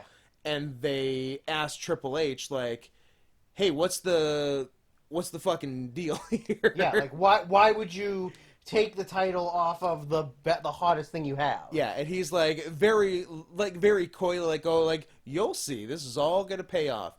And here's how it paid off. Charlotte loses the title to Io Shirai by Io Shirai pinning Rhea Ripley in a three-way. So Charlotte wins and loses the title. Well, I don't think Charlotte took a fall period in 2020. I can tell you exactly her 2020. Did she take a fall? I mean, no. Okay. She did. She challenged Asuka for the Raw title in June and lost. Okay. It was probably some bullshit. I mean, but even even her NXT was, she beat Bianca Belair. Yep. She lost to Io by DQ. Right. She beat Mia Yim. Mm-hmm. Her and Chelsea Green beat Io Shirai and Ripley. And then the aforementioned three-way where triple she threat. wasn't pinned. Yeah. And, and then she proceeded to have her titty explode and Correct. never did a job for anyone. Yep. Didn't help a goddamn thing. Nope. Just made everyone in NXT worse. Yep. And that was the story. That is the truth. Yeah. So that was cool. I wrote cinematic matches. Yeah. That's gonna come back later for me, but I imagine it is, yes. fuck them. Fuck them. One was good, the rest are shit. I think two were good. What's the other one? No. Okay. Did you think I was going to say Cena Bray? Yeah, maybe. I don't know. Stadium Stampede. Oh, yeah, I kind of forgot about that one. That one's not really cinematic, though. It had editing. It had editing, but it's not... No, I'm saying, like, the ones it wasn't that are, like, it wasn't a boneyard that are in a location or a Firefly Funhouse. In a location that aren't an actual wrestling match. Gotcha. Like, that's what I'm saying. Okay. Yeah. Like, boneyard match, great. Everything else, shit. Yeah. Agree. Anyways, continue. I got 4 more. The Money in the Bank briefcase. It's like they're going out of their way. Like, they're making their own jobs more difficult. Why not put the briefcase on someone you want to win the world title? Because they don't have anyone. Oh. Who's supposed to get it? Goldberg? Lesnar? Again? I guess Lesnar? Yeah. But instead, Otis, which was fun, except for the fact they had no intention of ever doing anything with him. So he fucks around for a while, loses it to The Miz. Miz holds it for a while as a comedy geek also. Yep.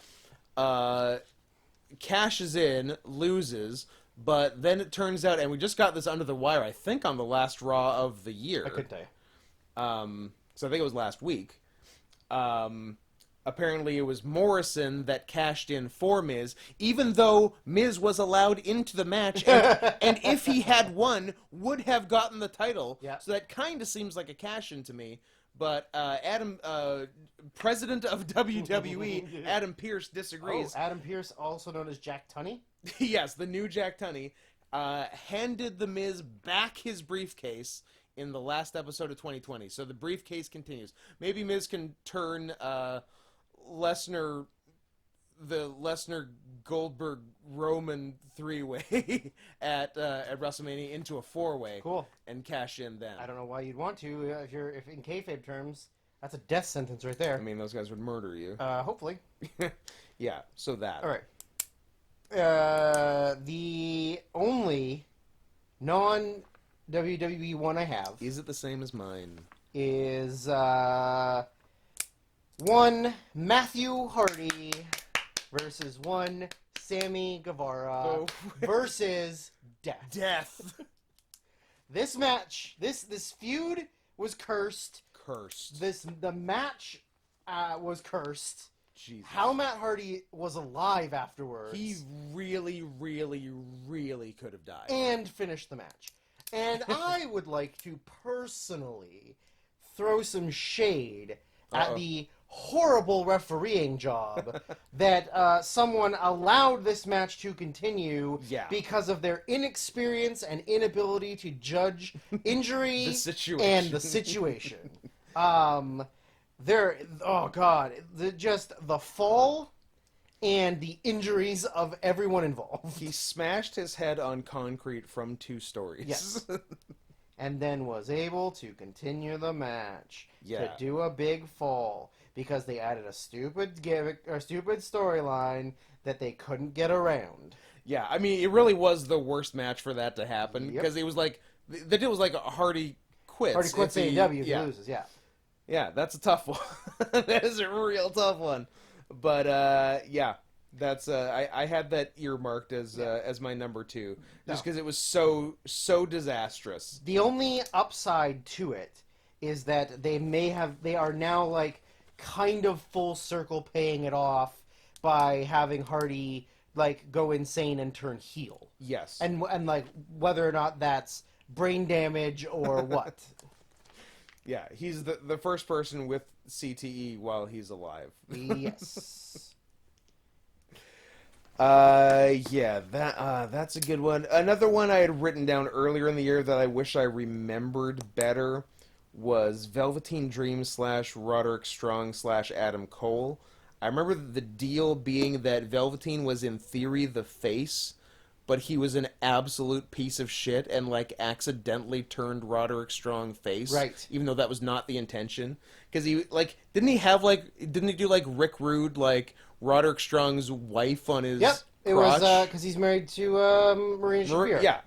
And even though he's the babyface, and that's a little different when the babyface does it, and also he's a gay pedophile, and then also even like before COVID, the WrestleMania weekend takeover world title match they were building to was Adam Cole Velveteen Dream. Yep.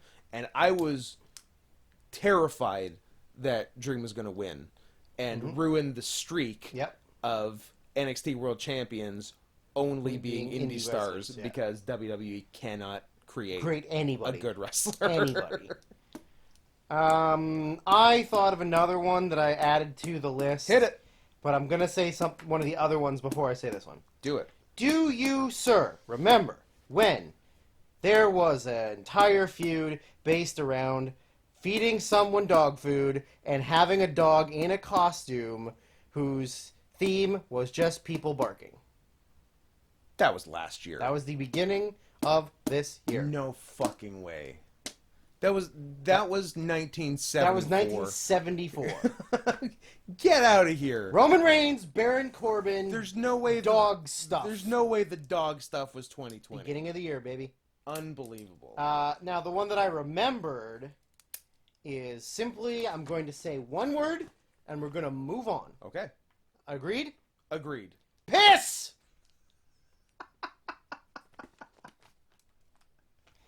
P-I-S-S. Piss. Yes. Okay, move on. Noted. Rehash from last year, because they continued into this year and added one. Cuck angles, because that's Vince's thing. Loves it. You got your Rusev, Rusev, Lana, and Lashley. Lashley. Bobby Lashley. Yeah. Robert Lashley. Remember when Lana was a lesbian at her wedding? And then never again. Never! And then, and then last year also had the Mike Kanellis cucking, but that, I believe, ended before the end of the year. Yes. But luckily, we added Otis, Ziggler, and Mandy this year. I forgot about that. For extra cucking. For more cucking. I want to know that the women are whores. And men are humiliated. That's all Vince cares about is whore women and humiliating men. It honestly, those are kind of his big two. Yep. Remember when his mom let her boyfriends? Anyways. No. No. No. I got one left. I got maybe two. Okay. The one I got left, I think, is genuinely the number one. Yeah, let me see. Yeah, I haven't said what I have as my number one, although it's a very general one. Okay. The other one is, how do I put this nicely? Delicately. All the colored guys on Raw wrestling each other and only each other? What do you mean by colored? I mean black. Oh, okay. I gotcha. I mean, all the black guys are in teams or stables and only wrestle each other, even if they're both faces or both heels. Yep. New Day, Street Profits, Hurt Business. That team that was temporarily... and the face colored guys. Yeah, Ricochet, Cedric, Apollo. and Apollo. Yeah, and occasionally Mustafa. Sort of. But he's the wrong color. Yeah. I mean, he's still colored. Don't get me wrong. He's colored. But, yeah, like, I would feel really weird if I was a black guy on Raw and I only teamed with black guys and only wrestled black guys. It's like if people flew into a super show and you were to put together teams. Andrew? Too close to home? I won't have it. Okay. It was a good match. It was a good match. A good match. Somebody was just being unreasonable. Just because it was the only three black guys on the show and they were putting a three-way does not mean anything. And it was only on one show, not every show. You're a racist. Okay, I got one left. You got one left? Yeah. I'm thinking they're similar-ish, if not the same. This one's... Maybe they're not. I can't... Scott, my eye is really itchy. Do you got something pointy I can put into my eye? Oh, it's actually not mine. What? It's not mine. How is that not your number one? Okay, I'm going to be honest. I kind of forgot that Rey Mysterio had his eye removed. The gimmick of the match. The gimmick of the match. Was you had to pop a person's eye out. And he did. And then it looked stupid. Yeah. No, I'm with you. That was the worst thing I've ever seen. You're not wrong. But allow me to make a counterpoint with every Bray Wyatt feud. That is my number one. Every one. Yeah. They're all horrible. He's horrible. Everyone is horrible. He's so fat. He's real fat. John Cena, horrible. Braun Strowman, all-time bad. Don't worry, that's gonna come up later. Good. And Randy Orton, And actually, John Cena horrible. also gonna come up later. Yeah. Just all absolute dog shit. Like, as... How about Goldberg? How about Goldberg? That was his best match of the year. Was Goldberg in Saudi Arabia, which you don't often hear Goldberg, Saudi Arabia, and good in the same sentence. So that's fun. At least he didn't kill him. But as Brian Alvarez very astutely said at the end of last year, if The Fiend had been around the whole year, he'd probably have number 1 through 10 of the 10 worst matches of the year. Absolutely. And he might this year. Abso-fucking-lutely. So yeah, there's that. But if you want to talk eyeballs more, I'm happy to do it. I mean, the only thing is, it was dumb and incredibly gay. So that's. Would you describe it as fake and gay? I would describe it as fake and gay. Which we've been joking for the last 48 hours about Donald Trump calling CNN fake and gay. Fake and gay news. Have you seen this? Have you seen this CNN? It's fake. It's gay. That's all I got. Yep. For worst. I really do. But there is enjoy still more worsts to come. There's more worst, but that is truly my favorite category. That is also my favorite category. My two favorite categories are worst storyline and best match. Those are the ones I like. The rest are filler. Although this next one's fun too. Yeah. The old fall from grace. Fall from grace. I got a clear number 1, and then 3 Hans. I have I've got 3 total. One's a question mark. Okay. As it pertains to the question of whether or not he's a wrestler. No. Oh. Because in past years, actually last year, I had, because it's not they fell to a terrible point, but they were at such a height before, and now they're lower than it. Because last year I had Omega and Naito. Sure. Right? Because the year before was Omega being amazing. Yeah. And then 2019, Omega had he didn't do very much 5 waiting matches. For AEW to really exactly. kick in. Yeah. He had legit I think 2 matches in the first half of the year, and then not even that many in the second half. So just chilling. Yeah, and then chilling like a villain. Naito was kind of, which is funny because then Naito won the world title at the Dome, 4 days into the next year, but it was kind of not that much in the main event picture last year. So along the same lines, I've got Okada question mark. Well, Scott, I'm gonna tell you, that's my clear number 1. Oh, Okada, no question mark. Okada clear, no question mark. So I'm not clearly number 1. I'm not crazy. He went from the main event world champion to feuding with guys who can't wrestle. To feuding with Yujiro for a lot of the summer. Ghetto and oh yeah, and then wrestling handicap matches with Yujiro and Ghetto. Yeah, and then I think he was sort of vaguely doing some stuff with because it was him, Tanahashi, and Hanare against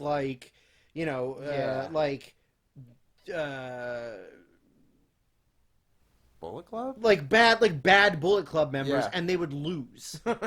Yeah. It would be Yujiro, Fale, and someone. Obviously, Hanare is taking the fall, but you went from the main event of the Dome show and being world champion to jobbing to the worst members of the worst faction. Yeah. The only reason I was hesitant is because he still had some of my top matches of the year. He's still Okada. He didn't stop being Okada. He just got kind of fucked. But it's not lose the title and feud with a good up-and-comer, or feud with another good guy who's struggling. Yujiro.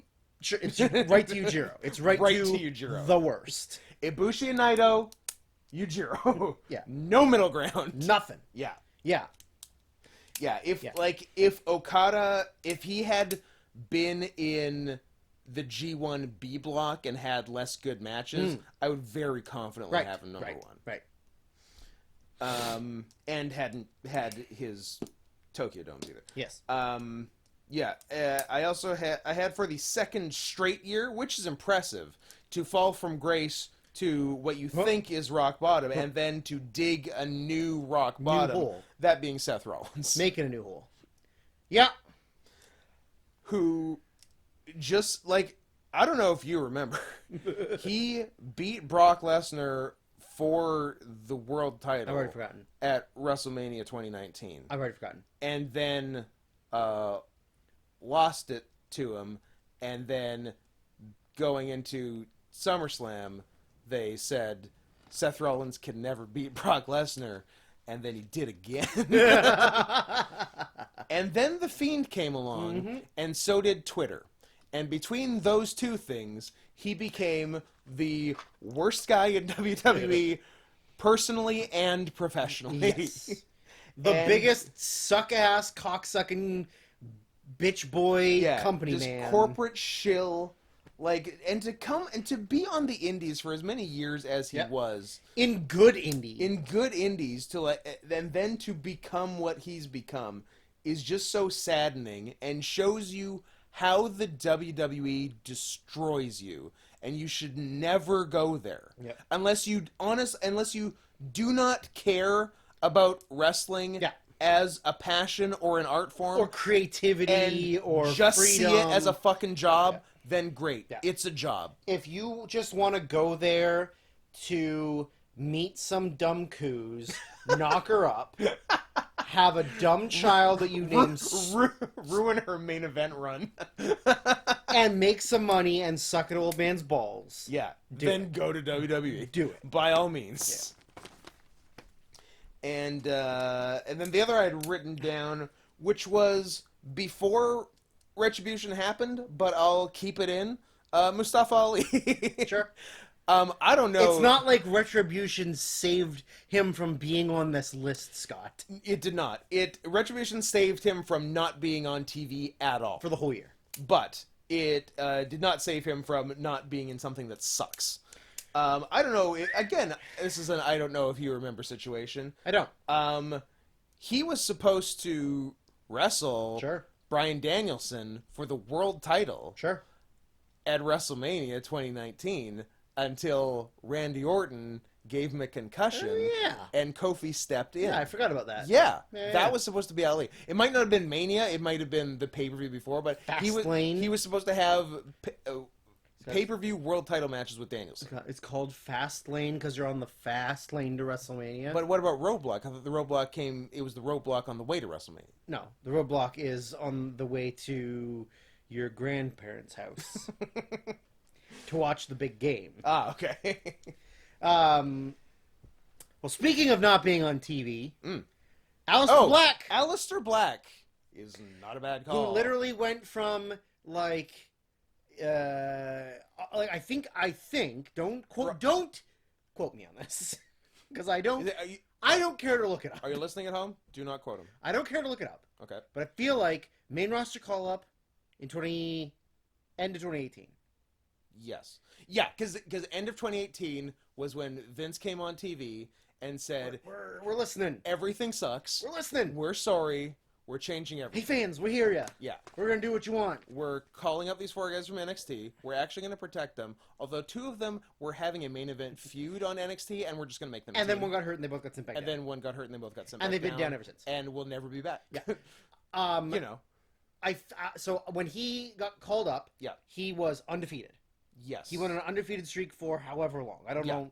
I don't remember exactly how long. But so the majority of the first half of 2019 was him going undefeated, kicking ass. Yes.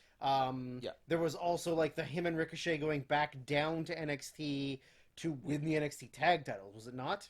Maybe. I can't remember the timeline of it. Yeah, me neither. Yeah. I don't care to look it up. Then when they decided that, hey, you know what's really cool? Popping people's eyes out. So then they were like, well, we're doing Ray. Who else could lose an eye? Yeah. So then they're like, that's a good question. Alistair Black could lose an eye. And then they're like, okay, take his eye out. Good, done. All right, sit at home. I guess we're done. I guess we're done. Go heal your eye. We'll call you. And then they never called him. Yeah, and then and then yeah, I guess this was maybe 2019. I don't know if it went into 2020, but I guess Black was hurt for a bit. Yeah. And they just did that gimmick where he was sitting in his locker room and waited for people to knock on That his was door. before the Eye. That was before the Eye, yes. That was before the Eye. Yeah, that was like him and then Murphy and Rollins and all that stuff. Yeah. Yeah. That was him waiting for a knock to fight. Yeah. And then so both Alistair Black and Rey Mysterio were thrown off a building and lost eyeballs. Oh, don't worry, this year. that's gonna come up later. Oh, good. Then I have no further questions. Good. The other two I have on the list. One is just Matt Hardy for the fact that his body is failing him, He literally had a fall from grace. literally At Full Gear. No. All Out. Yeah. It's not like he really had like an amazing 2019, but his body is literally failing him. Like his brains got scrambled. Also, Sammy Guevara is failing his body. Yes. So I just feel like Matt definitely went from like at least him going to AEW was like a good you're like, oh, this could lead to a lot of good things. Yeah. To then, oh, his brains are mush, his legs don't bend, he can't run ropes. No. His legs only bend. Well, they're permanently bowed. They bend the wrong way. Yeah, correct. Yeah. He can't run the ropes. Yeah, he's one of the aliens from Arrival. Yeah. And then the other one is like I feel like is just going to be on my list from now until the end of time. He keeps falling from grace. Oh, Hiroki Goto. Oh, actually, it's always Goto. I just thought of a new one. Oh. But yeah, yes, Goto. It's always Goto. Goto is easily one of the best wrestlers they have. He's a great and wrestler. They never let him do anything. It's to the point now where he doesn't take his shirt off. Yeah. Because what's the point? Yeah. One I just forgot was my number one from last year, and I think you could make a case this year, Lars Sullivan. Well, you know. Don't you think?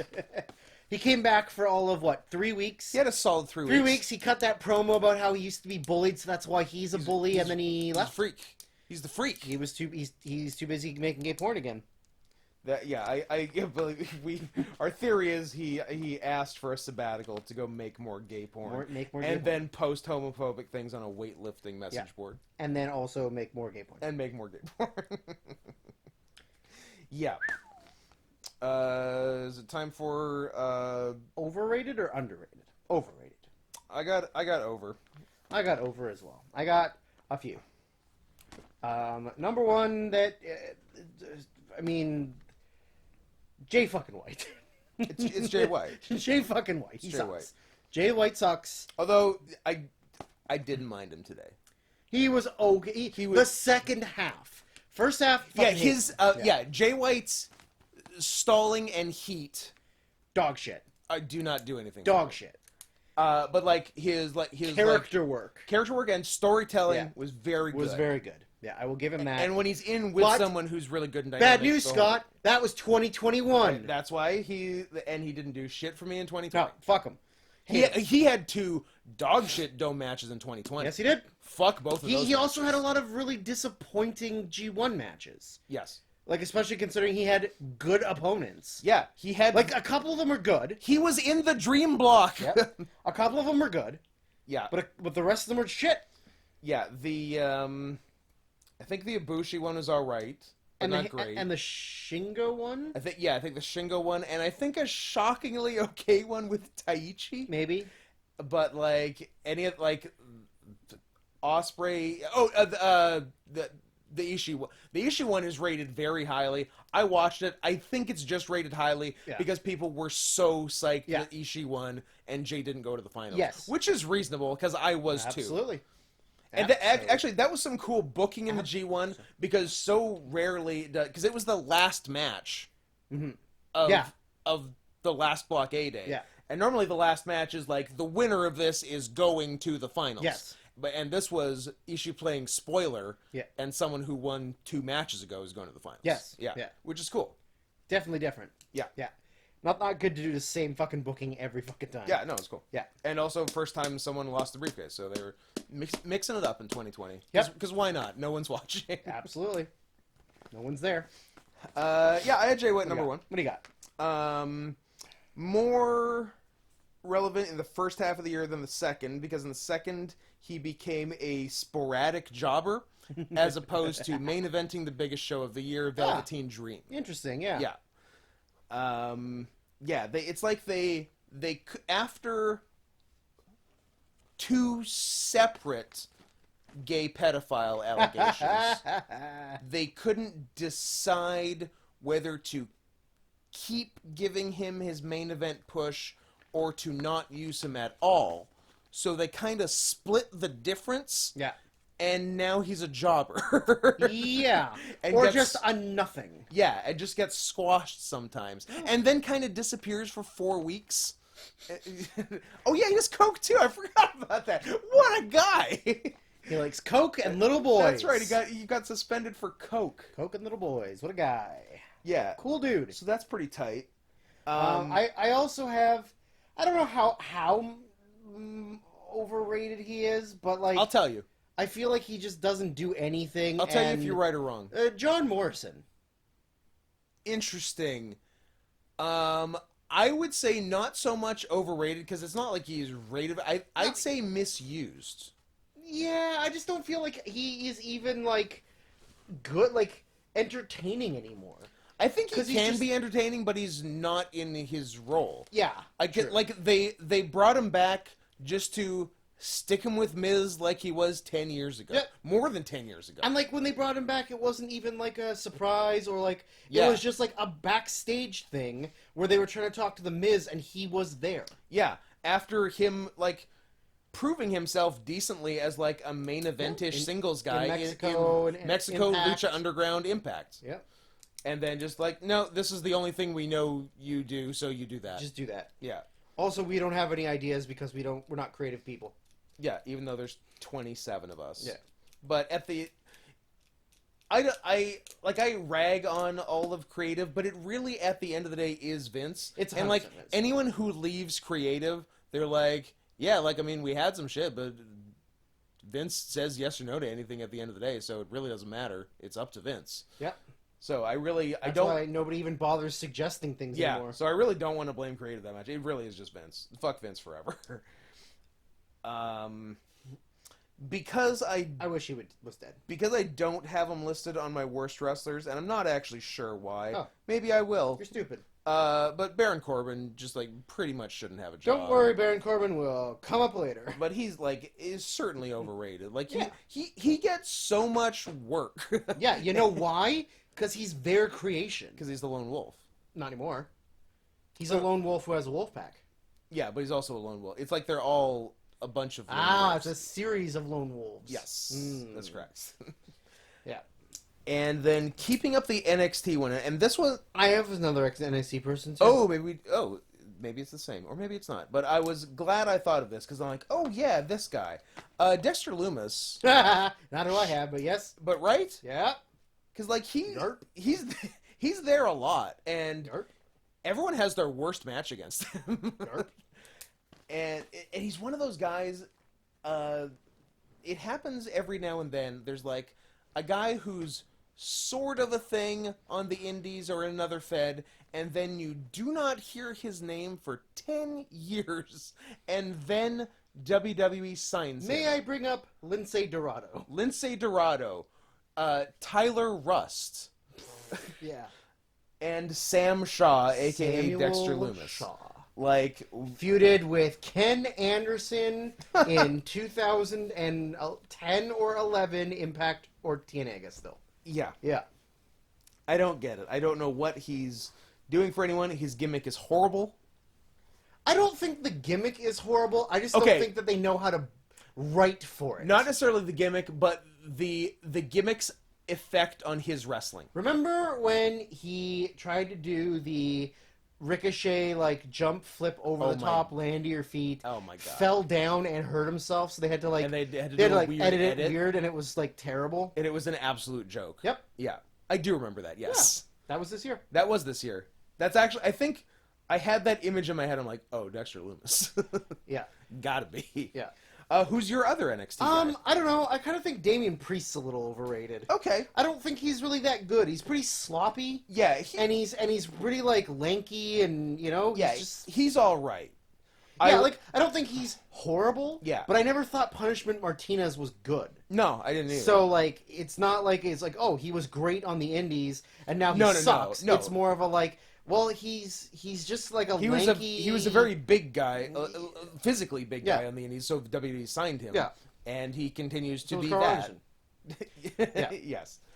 I got two more. I don't know what you got. I'm out. I don't know if he's actually considered good, but he's definitely way worse than what he's given. Okay. Braun Strowman fucking sucks. Yeah, he's not considered good, but he does fucking suck. But he gets lots of pushes. I mean, he won the world title at WrestleMania. Don't worry, that'll come up later. He's fucking terrible. He is fucking terrible. And all of his offense is bad, and all of his matches are the same, and fuck him. And the last one I put in brackets, I put a little. Not a lot. A little. Just a little. A touch. Just give me a nibble. A skosh. Just a nibble. Okay. And this is the hottest take I've ever had. Don't on the review on the year-end awards. Drew, my heart can't take it. This is the hottest take I've ever had. Be gentle with this take. A little bit John Moxley. A little bit John Moxley. A little bit John Moxley. Interesting. Because even a little bit is a pretty hot take. It's a little. Yeah. Because he has good matches. Yes. But he also has bad matches. And I feel like it's true.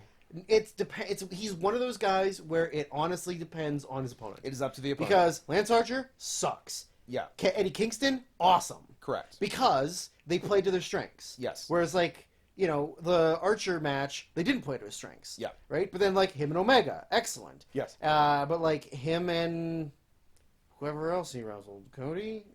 No. Brody Lee, not really that good. It was okay. It was okay, right? So MJF. MJF not good. MJF was not also good. Okay. Yeah. So yeah. I don't think he's if it was a list of the most overrated, he would be low on the list. Yeah. But worth a mention. Yeah, for sure. Just a little. All right. An itty bitty bit. I'll allow it. Underrated. Scott, more hot takes. Oh. Not really. I love it. Not really. I got a bunch. I don't know. I'll just say... I got 6. This continues and will forever be until he is world champion. I got 8. Until he is world champion all year, this will forever be the Antonio Cesaro Memorial Award. Correct. He's the best and gets dog shit. God, if only he was American. If only he was American. Only he could speak English. Yeah, if only English wasn't his first language. Yeah, so, he's my number one forever. He was in 2019, 18, 17, 16, 15, and... 4. Claudio Castagnoli. Not 14, so only 15 onwards. Oh. Strangely, very strangely, I don't know what was going on first week of January 2015, but in 2014... Me, you, and Dan did the awards. Yep, I remember that. You and Dan mentioned Cesaro. I didn't. Well, Scott, what's going on there? I don't know. I think you didn't like him. I think you're a later in life No, Cesaro. no. I'm not a bandwagon Cesaro. No. You were a later in life Cesaro No, lover. we made friends at DDT 4 in 2007. You didn't even know he had long hair. One of the first people to see him after he cut his hair. I'm like, oh, you cut your hair. He goes, oh, yes, his latest European fashion. And we all had a good laugh. I don't think he said that. He said it. I think you're full of shit. Oh, you make me so mad. I think you're gay. Oh. So there's him. I didn't write him down, but he is the award. He's the award. He's the award. Yeah.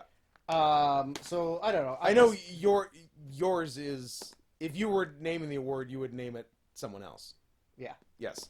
So a couple honorable mentions are just Viking Jr. He's fucking amazing. Yeah. On the same level as Viking Jr. is Phoenix, who is the greatest wrestler in the world. Phoenix is so good. But is never properly used well. No. Like, he only now is a face in AEW. I'm excited for tomorrow, which will have already happened by the time anyone hears this. So, yesterday. So, we hope Omega Phoenix was really good. I bet you it will be. I also put on the list, only because I'm super fucking gay for him, KZ. KZ rules. KZ rules. And again, hopes and prayers that he gets his third or fourth. It's at least 3. It's fourth. Fourth? Ada. Doi. No. Just Doi this year, because Doi this year. Pac last year, Moach the year before. There you go. His fourth straight, unsuccessful, but awesome February World Title shot. Yes. Yeah. Speaking of Ada, I also put Ada on here. Okay. Yeah. I think he's pretty underrated for like the fact that he's a heel, but Yep. I think he's excellent. I think he's got great bumping, and he's got good like character work. Yep, absolutely. If we're going on the Dragon Gate train, Kagetora.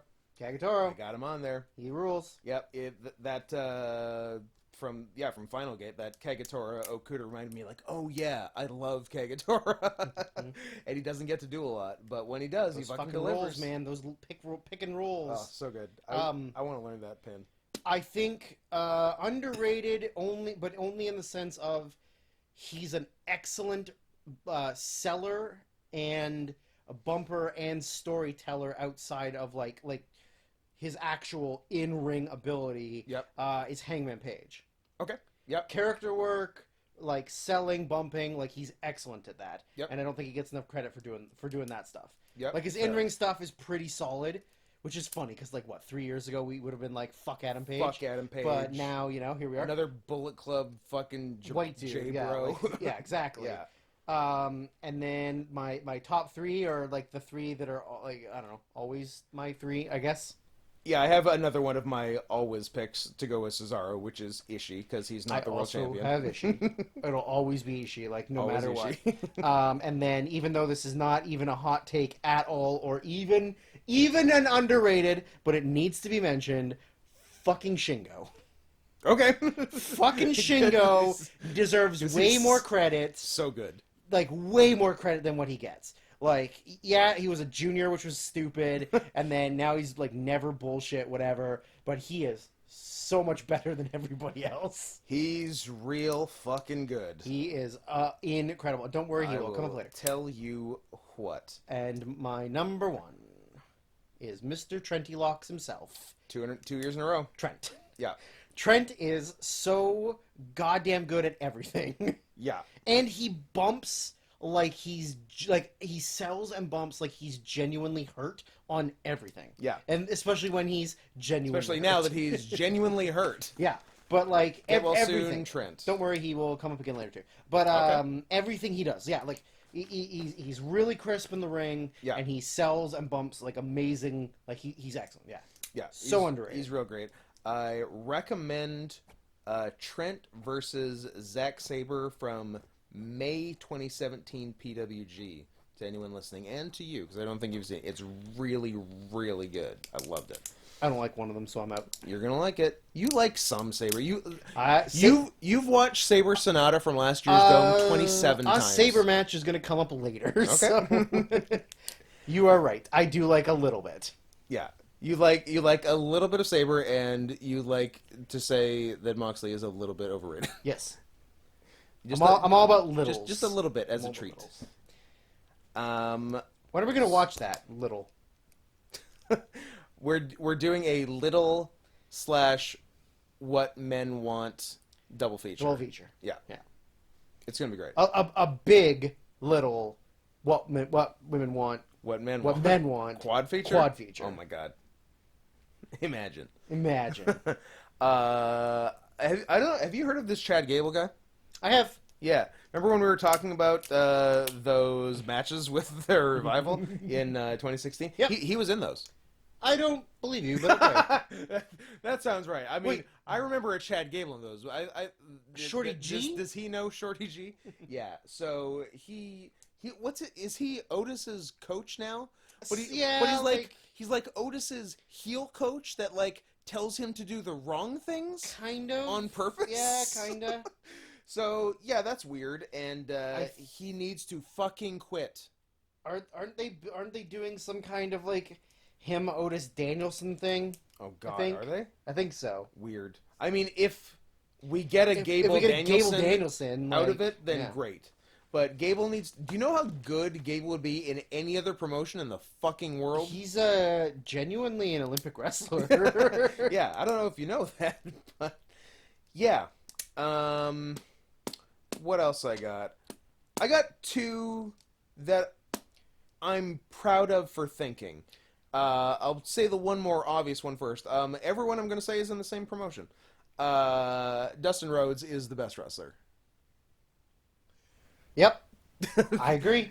Didn't really do a ton. Not a ton, but like anytime he got... And like... He's still really and solid. Like any little promo he does... Because he did some little promo on one of the pay-per-views. Oh, it was after that like Dustin and Friends versus Dark Order match. Yeah. To set up a TNT shot against Brody. Yeah. And just like the promo he did backstage after the match was like the best. I'm like, oh, you're so good at pro wrestling. Yeah. Like every aspect of it. Then two that people might not think of, maybe they will. Scorpio Sky. Every time I see him, I'm like, you've been wrestling for 40 years and are still like you have the physicality of like a 5 years in cruiserweight. Yep.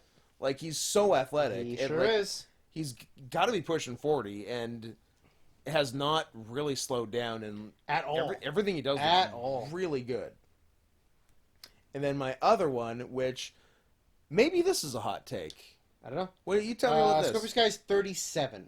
Okay. His legal government first name is Scorpio. Is Schuyler. Schuyler? Oh, he does have a weird... Schuyler. It could be Skylar, but I'm not sure. Hey, Scott, get out of my house. That's Skylar. You get the fuck out. I don't know. I'm just guessing. I've never heard his name uttered. Maybe it's he who shall not be named. Maybe his name is a killing word, and we must not say it. Possibly. Here's my kind of hot take. Nick Jackson. Okay. I don't think that's a hot take at all. No? Okay. Because it's not like the Young Bucks are underrated.